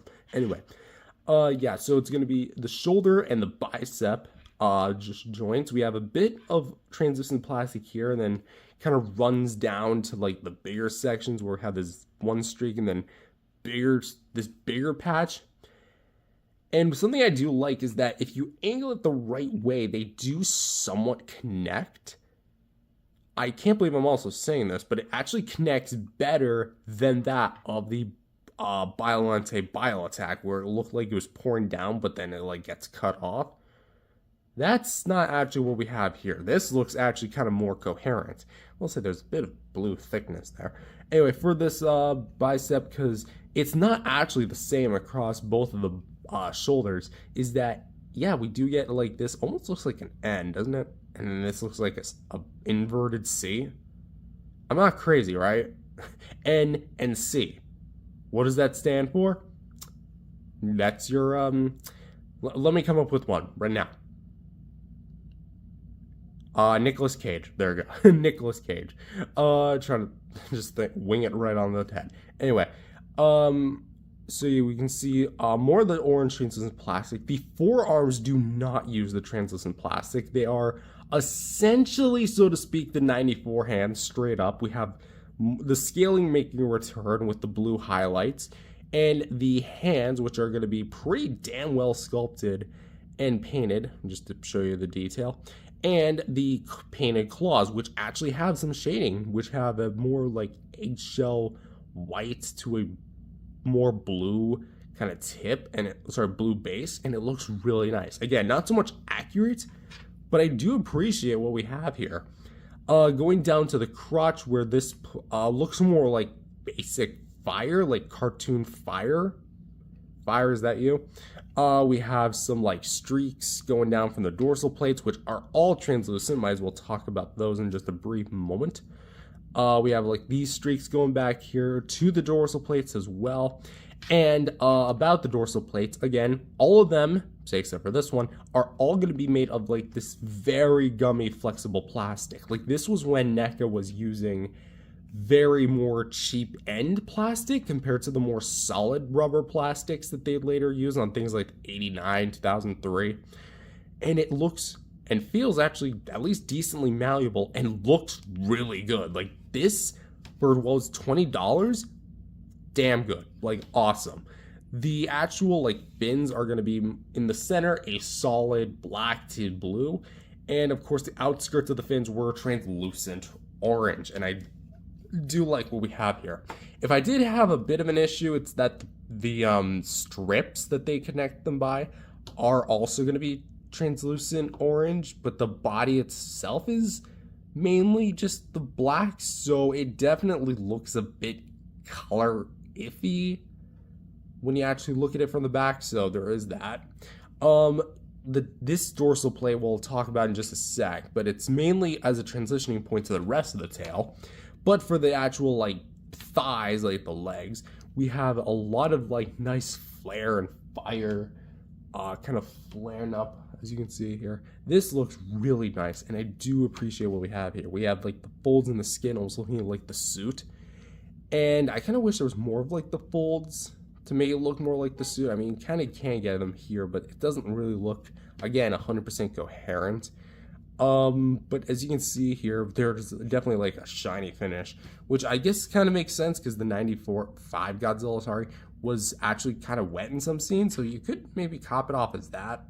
Moving on down to the actual knees, again, much like I said, the translucency ends where the forearms do and where the lower legs do, and essentially they are, again, the 94's legs. So that means if you broke your 94 and you have an extra 95 laying around, you could actually salvage this. So for the actual knee, it's solid plastic, so it doesn't have any of the orange, but it does have a nice blue flare with all like the different scales. For the feet, they're gonna look pretty well. They're not as big and bulky, but almost look like shoes, don't they? Probably just ruin your whole perspective on this figure from this review going forward, huh? Anyway, the claw paint does look, again, pretty good, and I do like what we have here, probably just because I'm a sucker for blues. And for the actual dorsal plates, like I mentioned for the tail, this is going to be like a transitioning point instead of an abrupt change, so it's like a hybrid tail, sorry, dorsal plate.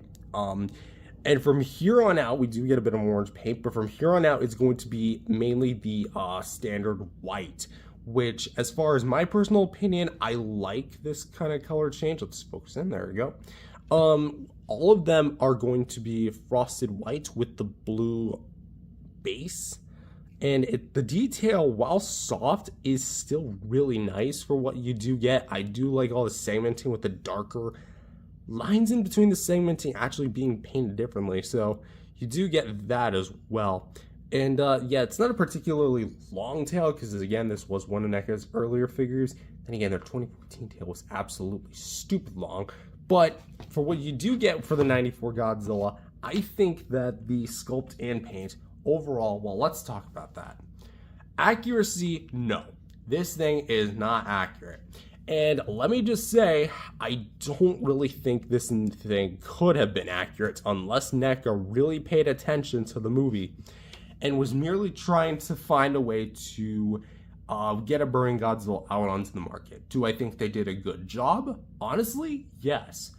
Why? Because despite its flaws using the 94 sculpt, because let's be honest, the 94 sculpt is a very dated sculpt, even though this was one of their earlier figures, as I said, for the billionth time, the color, I can't help but feel like I love the color contrast between the bright orange and reds versus the dark black and blues. I guess it's just because I love orange and blue, so having a orange and blue Godzilla just really kind of seals the deal for me and just is something I actually really like. So maybe it's just because of my personal preference, but that's aside, I think that the colorization's actually done very well. Maybe not so much like transitioning where there's blue to black, because there's definitely like some obvious color differences between the forearms to the upper arms, the head to the neck, and of course the knees to the feet, so the knees to the leg, plus the tail to the body. As you can see, there's like a lot of blue caked in there. So maybe not so much in that aspect, but so I will have to dock off some points for that. But my personal opinion for what was NECA's like more original take, I think that this thing could have been a whole lot worse. So for sculpt and paint, I'm gonna have to give this thing a 8 out of 10. Not bad. I think it's at least really good. Well, actually really great, I should even say. Let me dial that to 7.5. It's really good. An 8 would be like a really great out of the park, and then we would get like 9, 10. I'd say this guy sits comfortably at a 7.5. At least in my personal opinion. It's somewhere between 7.5 and 8. So your mileage will vary, but for me, I say 7.5. Next up, articulation. The whole reason why my 94 Godzilla got ruined. So for the jaw, we actually have a hinge, so we can close up, open up about that far. As you can see. For the neck, or sorry, for the head, you actually might have saw this, but if you don't know, you might think that it just plugs into the neck on a ball peg. That is not true. Kind of. See, it plugs into the neck sleeve, as yes, I said sleeve, on a ball joint, so we can go full 360 comfortably, maybe without popping off. There we go. We can go left, right. Let's actually put it to the front. We can go left, go right. We can go up some, down some, of course. There we go. And we can spin it at least to a reasonable degree. And that is because the head actually kind of starts splitting a bit, because it starts like expanding the socket thanks to the way that the neck is done. And you might also notice that there's a bit of a groove. There's a bit of a sleeve back there. Well, this is the sleeve, this is the groove. And basically what that allows you to do is kind of make him look up a little higher. So in case if you have an in-scale Destoroyah figure, I think maybe the 8-inch Bandai would work with this guy. You can actually get him to look a little bit higher up, which is the reason why this thing was constantly falling out, was because NECA didn't really think about this head joint potentially interfering with the actual articulation. So that said, this thing is more of like a big collar for him, and there's like this big long rod. If you want a better look, go to my 95 Reactor Glow review from a few years ago, and you'll see. Anyways, or I'll just cover it in the later review. So for the actual neck piece, we can go up, down, and side to side. And using the two joints, we can get a lot of great range. This is actually very nice. For the shoulders, we have ball joints here for the shoulders, which we can go full 360, out to the side, in and out like this. We have a bit of a hinge right here, although you're not going to get too much out of it. I think you can actually get a little bit more out of this one. Yeah, there we go. So you can get a little bit of range. For this elbow, you can get a little bit of range like this, out to the side, in like there, and full 360 degrees. For the wrist, which we can go a full 360, and it's on a ball joint, there we go. For the fingers, which we can actually go in like that and out. This is the first time that they did the finger hinge, which I'm glad that they actually later did return those for like later releases. We have a ball joint here at the waist. It's actually a barbell style ball joint, knocking over the head. And of course the tail popped off. Why not? Anyway, so yeah, there for the waist. Let's try to assemble this guy. Okay, I guess not. Fine. You're armless, or you're headless for the rest of the review. Okay, there you go. Do keep in mind that the spines will bang up into each other, and though they are made of rubber, they are still very malleable, and this one's kind of coming out of the socket a bit. There you go. So for the weight, the hips, we can go a full 360 degrees. However, do keep in mind that there is kind of a gap here just to accommodate that articulation. So depending on how you look at it, it's not going to necessarily be the best. That dust. Damn, I gotta give this guy a bath. I didn't actually realize. I mean, it's inside a joint. You didn't really expect me to see that. Also, by the way, can't really get like a whole lot of crazy poses with the hips. We can go a little bit out to the side, just like that.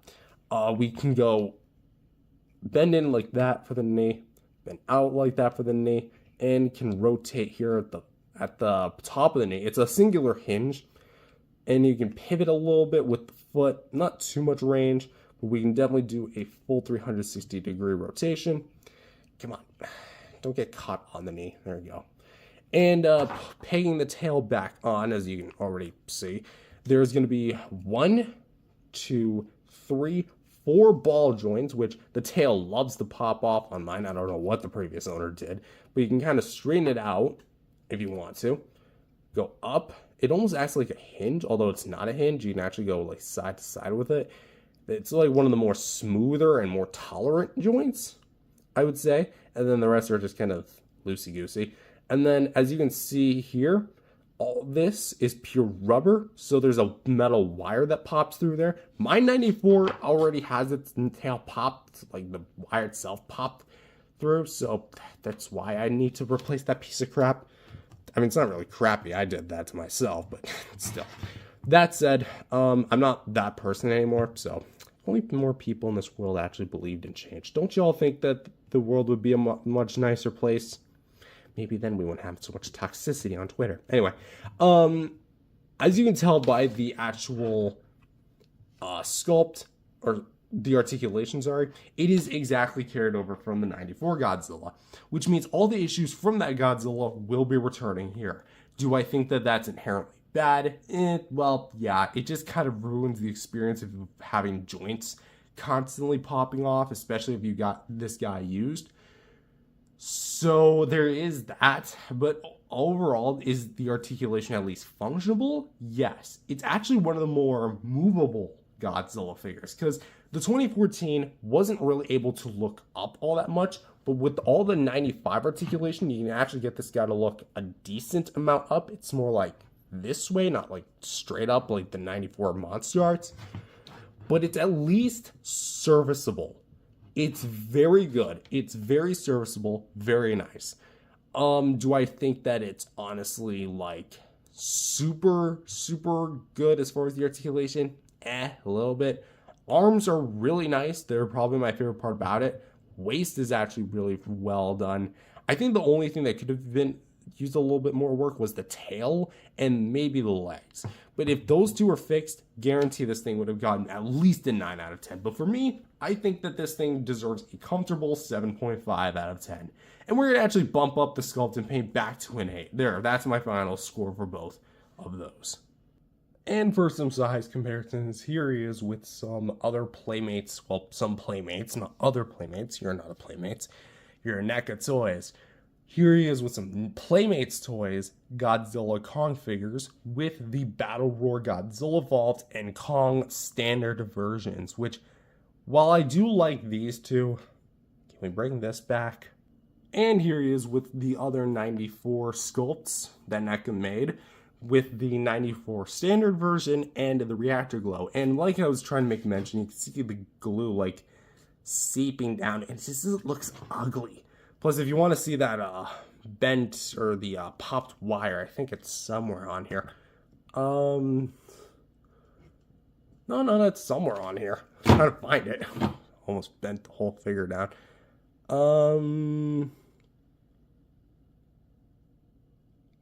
Yeah, you know, I don't think I can find it, but it did pop on me a few years ago, and I'm trying to find like where the actual. I think I may have sealed the hole. Oh well. But yeah, this wire is busted, so this whole figure just needs to be put out of its misery. And once I do replace it, I don't really know what I'm going to do with this thing. And finally, here he is with the only 6-inch scale Destoroyah figure I have. I know, laugh at me all you want. The Playmates Destoroyah from the Toho Classic Series line. Rest in peace. And so overall, what do I think of this figure? I think my thoughts were pretty clear, but it's nostalgic in a way, because I remember wanting this guy so much as a kid and going to like great lengths to hunt this guy down, but unfortunately those great lengths were not great enough, and they were just too far or too close. But eventually I did find a secondhand listing, snagged this guy up, and I walked away a happy camper. That said, is the figure perfect? No, far from it. It's actually one of NECA's more weaker figures just because of the way it was produced and the fact that it uses one of the earliest sculpts in the line. Then again, this figure was one of the earliest releases. If NECA had done this figure like from the ground up in its more like recent years, like maybe 2018 to 2020, this figure I 100% guarantee would have blown the competition out of the water as I spit all over the place. But on this figure's like current own accords, is it dated? Absolutely. Is it worth going back to? I would say if you are interested to see NECA's history. Because these days, I feel like with Hiya Toys on the market, producing classic Godzillas, because they haven't announced a Burning Goji yet, nor like a 94 Goji. I think they only ever done like a 91 Godzilla. I would say wait for them to make one.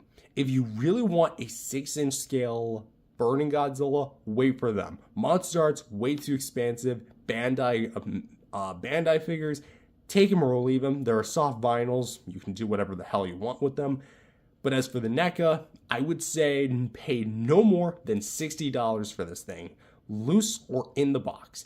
I paid about $30. I think I walked away a happy camper. But as for my final score, I rate this thing let's actually go a midway. Let's go this one. 7.75.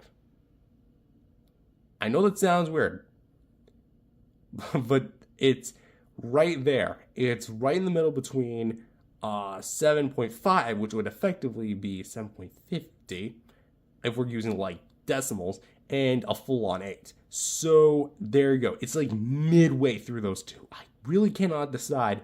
It's right there. But with that said, thank you guys for watching. If you enjoyed it, leave a like and subscribe to the channel, and I will see you guys in the next video. Peace out, everyone.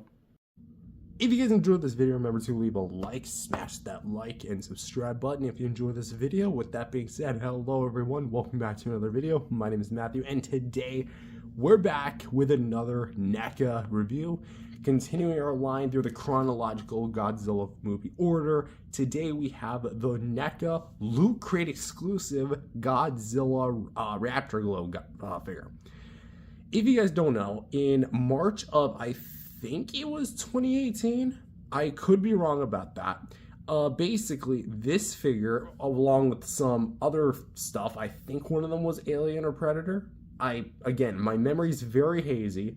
Loot Crate put out like that month's subscription, and this figure was a part of it. If you don't know what Loot Crate is, basically it's like a subscription-based service. They deliver like a package to your door with like X amount of stuff in there, and for that month, and that month only, was this Godzilla.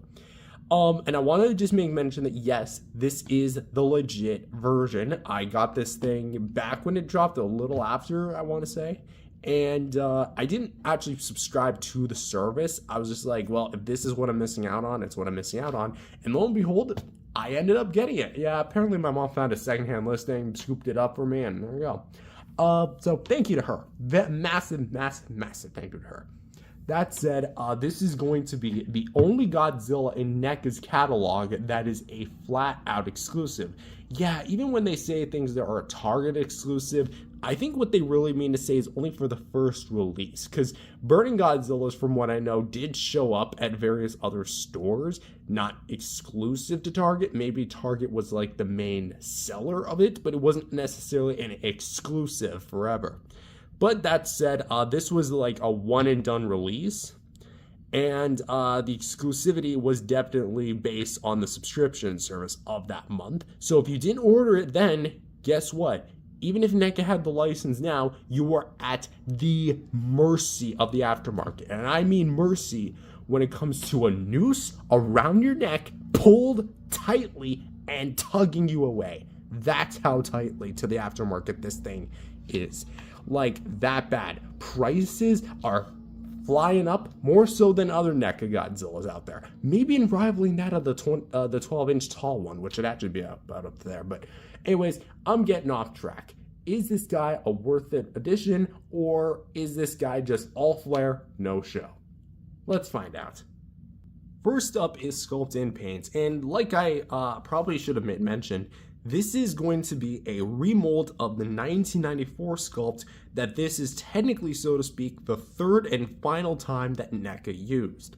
And not counting reissues and box variants, this is essentially the third time that this was used. And if you're wondering, it's not exactly just Burning Godzilla but green. It definitely gives off that vibe, but there is something really cool about it that I feel like I should mention. And spoilers, it's the translucency as I spit everywhere. Anyway, for the head, as we can see, the eyes are a little mismatched. This one looks a bit more corrected, being pointed this way. Looks like my camera itself actually got a little screwed up. Anyway, there we go, adjusting it. The eyes here, this one's looking more towards the front, while this one's looking more towards the right. His right, not our right. The face itself is going to retain that signature longer-headed sculpt with the actually really nice Heisei Godzilla look, like more towards the front. The details do make a return, and mine's a little dusty. I should probably rinse this. Oh, wellers.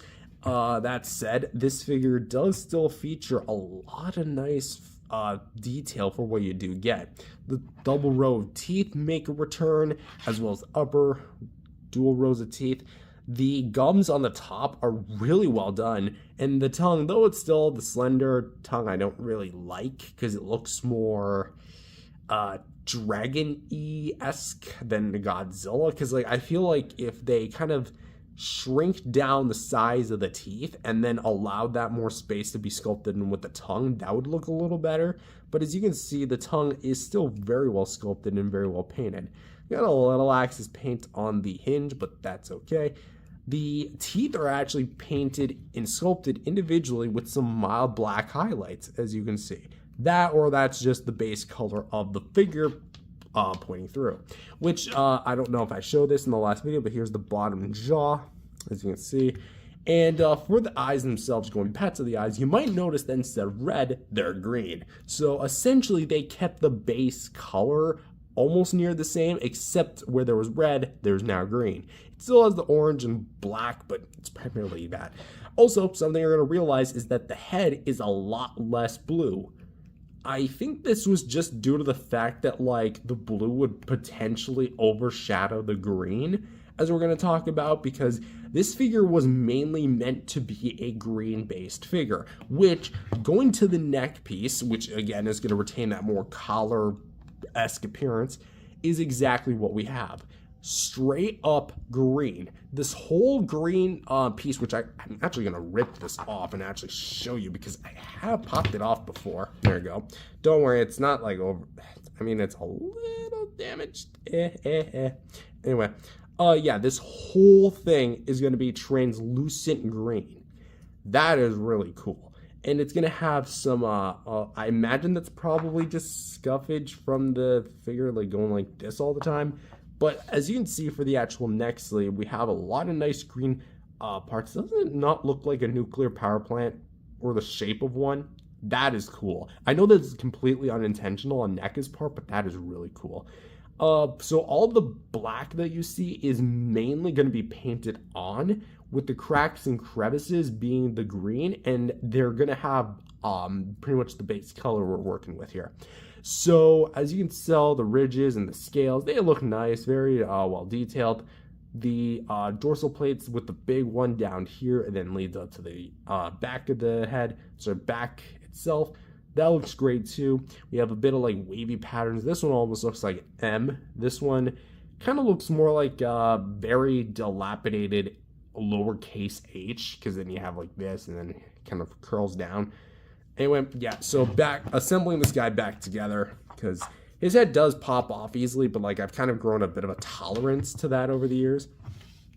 For the chest, big patch of green. Like this almost looks like something out of Ben 10 or Green Lantern. Fitting, because Godzilla and Kong did end up crossing over with the Justice League in that one comic line, and then they're getting another apparently. I don't know. So yeah, that's going to be all of this. And then we have the return of the black here. Then we have obviously the dorsal fins, which might have a bit of black on them. I don't know if that's just like Axis paint. I never really tried scraping it off before, so I probably shouldn't screw with it any more than I have been. Anyway, for the shoulders for this and this, which are going to be only translucent, it's going to be pretty much identical to the Burning Godzilla, not exact, but as you can tell, it has a lot of nice different molded detail and just looks absolutely great. For the forearm as well, it does kind of retain the blue-esque, but it's very dialed back. I really got to give this guy a wash. Who knows, maybe I might remaster this, a remaster of a remaster of like a billion different remasters, whatever. For the claw paint, as you can tell, the claws are going to be pretty much the solid blue. And here's where we kind of have a little bit of a dilemma. See, at first I wasn't necessarily too keen on this, but over the years I've come to appreciate like this more lighter blue in contrast with this very vibrant green. I don't know about you guys, but I love this blue. I will say maybe the blues needed a little bit more shading, because I mean we do have a bit of mild colorization, like you can kind of see some dark blues in there, although I'm 99% confident that it's either been washed away over the years, or that's just the black peering through the blue paint and giving it more like a purple, dark blue effect. So it's kind of more, I don't want to use the word translucent, but kind of worn down to the point where it looks a little see-through. You get it. Anyways, yeah, for the hands, going one more final time for the hands here. They look great, all the different scales we have. Let's talk about the dorsal plates before we go on a tangent. The dorsal plates are going to be the same mold as we've seen already in the gummy plastic, although I will say these ones feel a little bit more sturdier than that of the Burning Godzilla. And they are molded really well. We have the black charcoal black base with the kind of neon green over top. This dorsal plate's a bit broken. Not broken, but just out of place. That's kind of an issue. Oh well. We have this big triangular piece.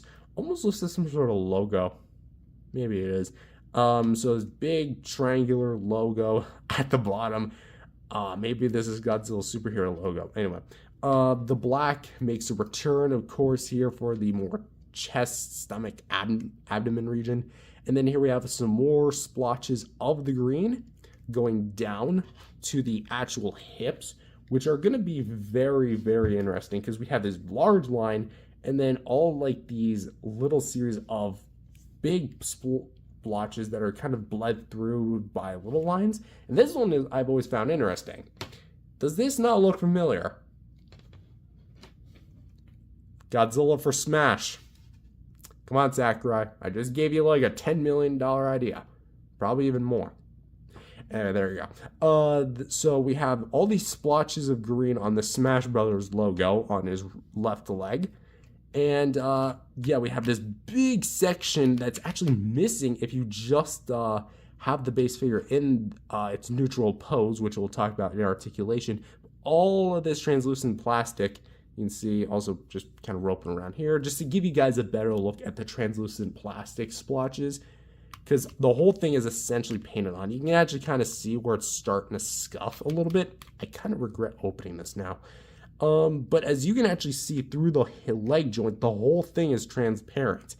It's say except for these two pieces of the leg, which are going to be the lower knee and the foot, the calf area, which are pretty well detailed. Like, this is honestly, like, look at this. Look at that blue. That is beautiful. I do love the blue choices they picked. I will admit that personally, I think I would have at first liked to have seen a green on green, but then again, green nails would have almost looked like a bootleg, which is funny because AliExpress is flooded with bootlegs of this guy. So if you want a secondhand version of this guy, know who you're buying from, look at the reviews, look at the images. If you have to, go to collectible stores and ask if they have this figure. If they don't, well, say let me. Anyway, I actually did see one in mint box. Kind of regret not buying that one too. Anyway, yeah, so we had the 4 toes, 3 at the front, and then 1 mildly towards the back, which I think the Heisei Godzilla had it more towards like all front. And it does have that bit of a blue hue. So where there's not translucent plastic, there is a blue hue. Where there is translucent plastic, there is no blue hue. At least that's the impression I'm getting. Anyway, going down to the dorsal plates, we can see that one transitioning plate is still there, along with all the other mini dorsal plates. And it kind of goes off into the the standard colored fins. And as we can see, all of them are individually sculpted and painted. I don't really play with this tail that much just because, like, I don't want this thing to break. But yeah, just looking at it, we have all the crisp details making a return. I will say there's a bit of a weird difference as far as like the paint application here and there. Looks a little iffy. But looking at the bottom, looks really nice with all the smoothened out details, and then the more roughened up details more towards the sides of the body. So, and one more look at the bottom of the feet. So, one last look here. Here. Down, sorry, from above. Down. And from the front. So, that is going to be the Loot Crate Reactor Glow Godzilla sculpt and paint. I'll be honest and say, I definitely think they did a pretty damn good job with the actual detail and paint with what this was. Although keep in mind that since this was released in 2018, because keep in mind around that time we also have the 62, a little later we get the 64, things like the KOTM line in 2019. So this was like right around that time, and as far as sheer quality consistency goes, he kind of falls a little short. Not because of his like absolutely horrendous sculpt. No, the 94 sculpt was actually a decent Heisei mold. For 94 specifically, a little less, but for a generalized Heisei Godzilla, it was pretty damn good. But as for this being a more 95 inspired mold, even though this is not meant to be like any particular design for intents and purposes, it's a green burning Godzilla, I'll admit and say that while I do prefer the way that the burning Godzilla did turn out, minus the head, I will say that the burning patches definitely hold this guy pretty well up, and I do like what we have here. That said, I would personally say that my biggest gripes are going to be the scuffing, and that's merely because that kind of leads me to believe that the figure obviously wasn't designed to be like purely translucent. And honestly, if I were them, I just would have gone full translucent. Like, screw the paint, let's go full translucent with this. But really, the only non-translucent pieces are this, the forearms, the lower legs, and the tail. So, at the very least, I will say it looks the part. It looks great. I don't really have a whole lot to complain about it, so I'm going to give this thing an 8 out of 10. Next up is articulation. So first up, we have a ball joint here at the head.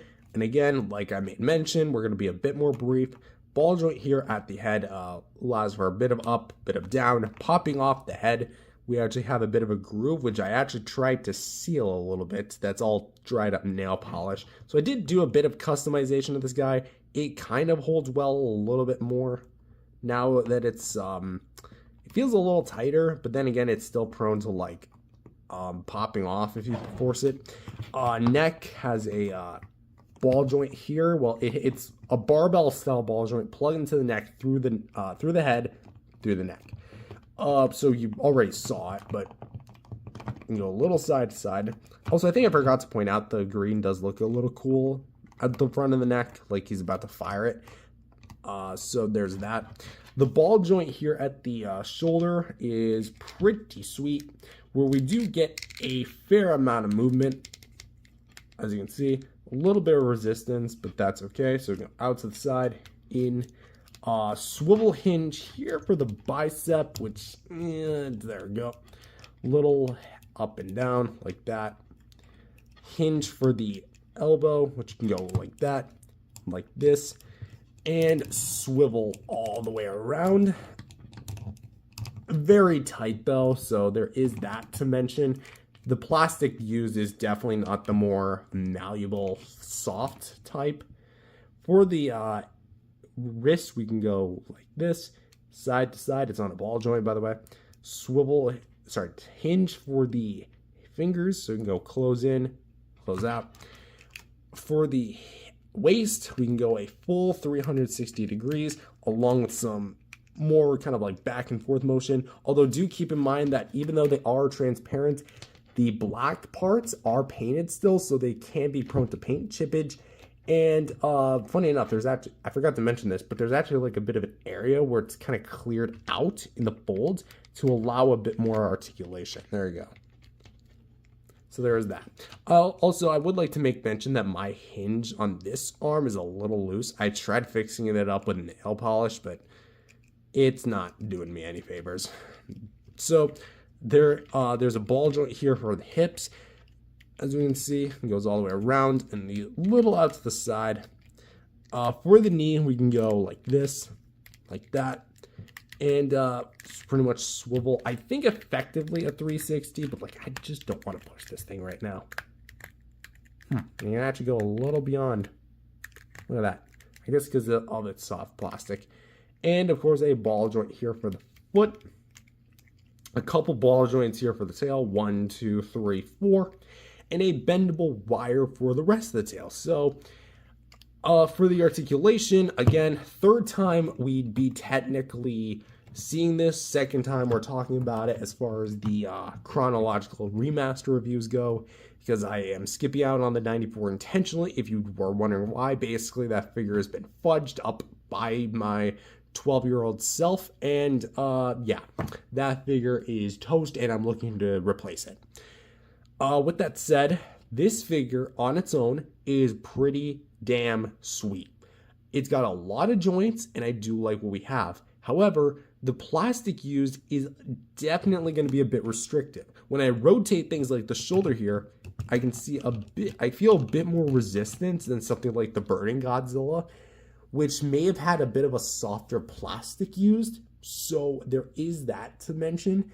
And as far as like the posability, like as far as scuffing is concerned, that's also going to be posing a little bit of a problem. How ironic that pose is a problem. So there you go. I don't really have much else to say that hasn't been said, because effectively it's the exact same. Engineering, quality, maybe a little different, but the amount of joints, the exact same. So for my rating, I'm going to actually say 7.5, just because that elbow hinge, I actually got this out of the box, so that's not my fault. It was mint in the box, I opened it, and it was like this. Yeah, 7.5. For gimmicks, welcome to my bathroom. That's why it's a bit more echoey. So we're going to be showcasing the glowing feature, which I don't know if my camera can actually pick it up as well as it used to because this is a different camera. So I'm going to hold this guy to the light for 10 seconds. 1, 2, 3, 4, 5, 6, 7, 8, 9, and 10. And now we're going to quickly shut off the lights and I forgot to turn this one off. Look at that. Look at that. That is awesome. So there you go. All the burning patches do glow. Maybe the nails should have glown, but hey, this is awesome. So there you go. There's the glowing feature. It still works after nearly, how long has it been? 7 years? That's really impressive. Like, honestly, that is incredible. So, for the gimmicks, do I think that it glows vibrantly? Yes, it absolutely does. That said, I do think that the glow-in-the-dark feature maybe could have used a bit of work as far as the mouth is concerned. Like, why not make that glow? But the quality of the glow is actually pretty good. I don't know how long it lasts. It really just depends on like lighting conditions, how long you charge it for. Because if you just like do like 1 second in the sun, okay, there we go, let's go inside. It's gonna wear down pretty fast. So it's quite literally a react charge up. So I also feel like maybe the nails could have lit up a little bit. But it's very vibrant and very cool. I just see a bit of missed potential. So I am going to dock off a point for that. But that said, 9 out of 10 feels appropriate for this guy. And so first up, size comparisons. Here he is next to his brethren, the 95 Burning Godzilla and the 94 Godzilla versus Space Godzilla Goji. And as you can tell, he's essentially an identical version to him, but he's not exactly 100%. See, as you're going to see with things like the actual burning patches, he's got a little bit more of like a blocky, kind of clean cut versus this one where it looks more like what we saw on film. So it almost looks like this one has more radiation than this one does. But that said, in my personal opinion, and this isn't like bashing the Reactor glow in any way, I think I personally prefer the Burning Godzilla over the Reactor glow.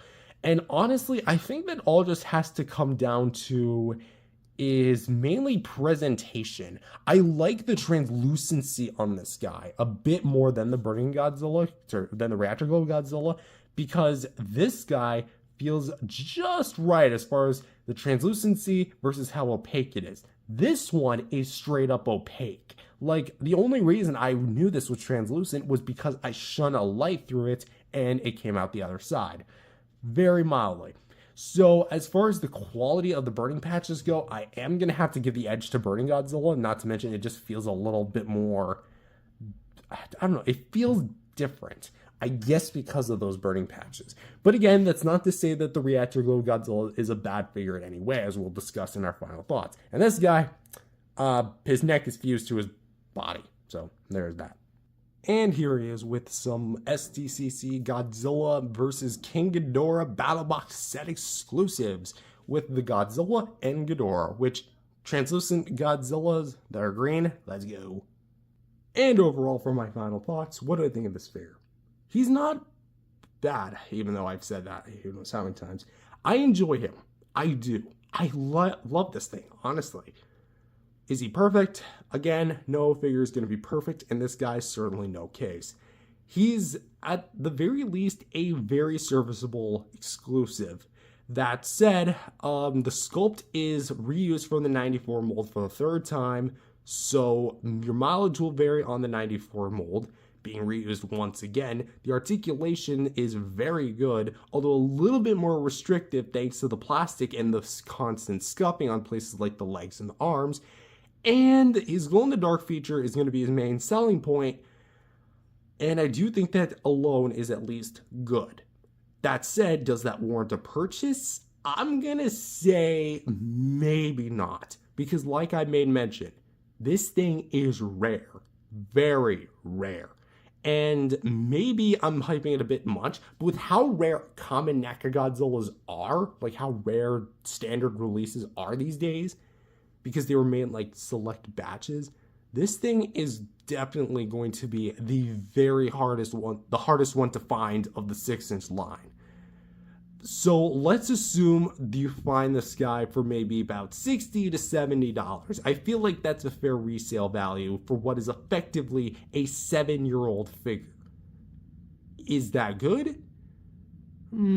I would say so. But that said, I really only recommend that price if you find this guy mint in the box, undamaged, unopened. If you find it opened and they're selling it for that price, don't even look at it. Only if it's in the box. That said, I'm going to have to give my final score of this figure an 8 out of 10. That said, that's all I've got for this video. If you enjoyed it, leave a like and subscribe to the channel as I've said in the intro, and I will see you guys in the next video. Peace out, everyone.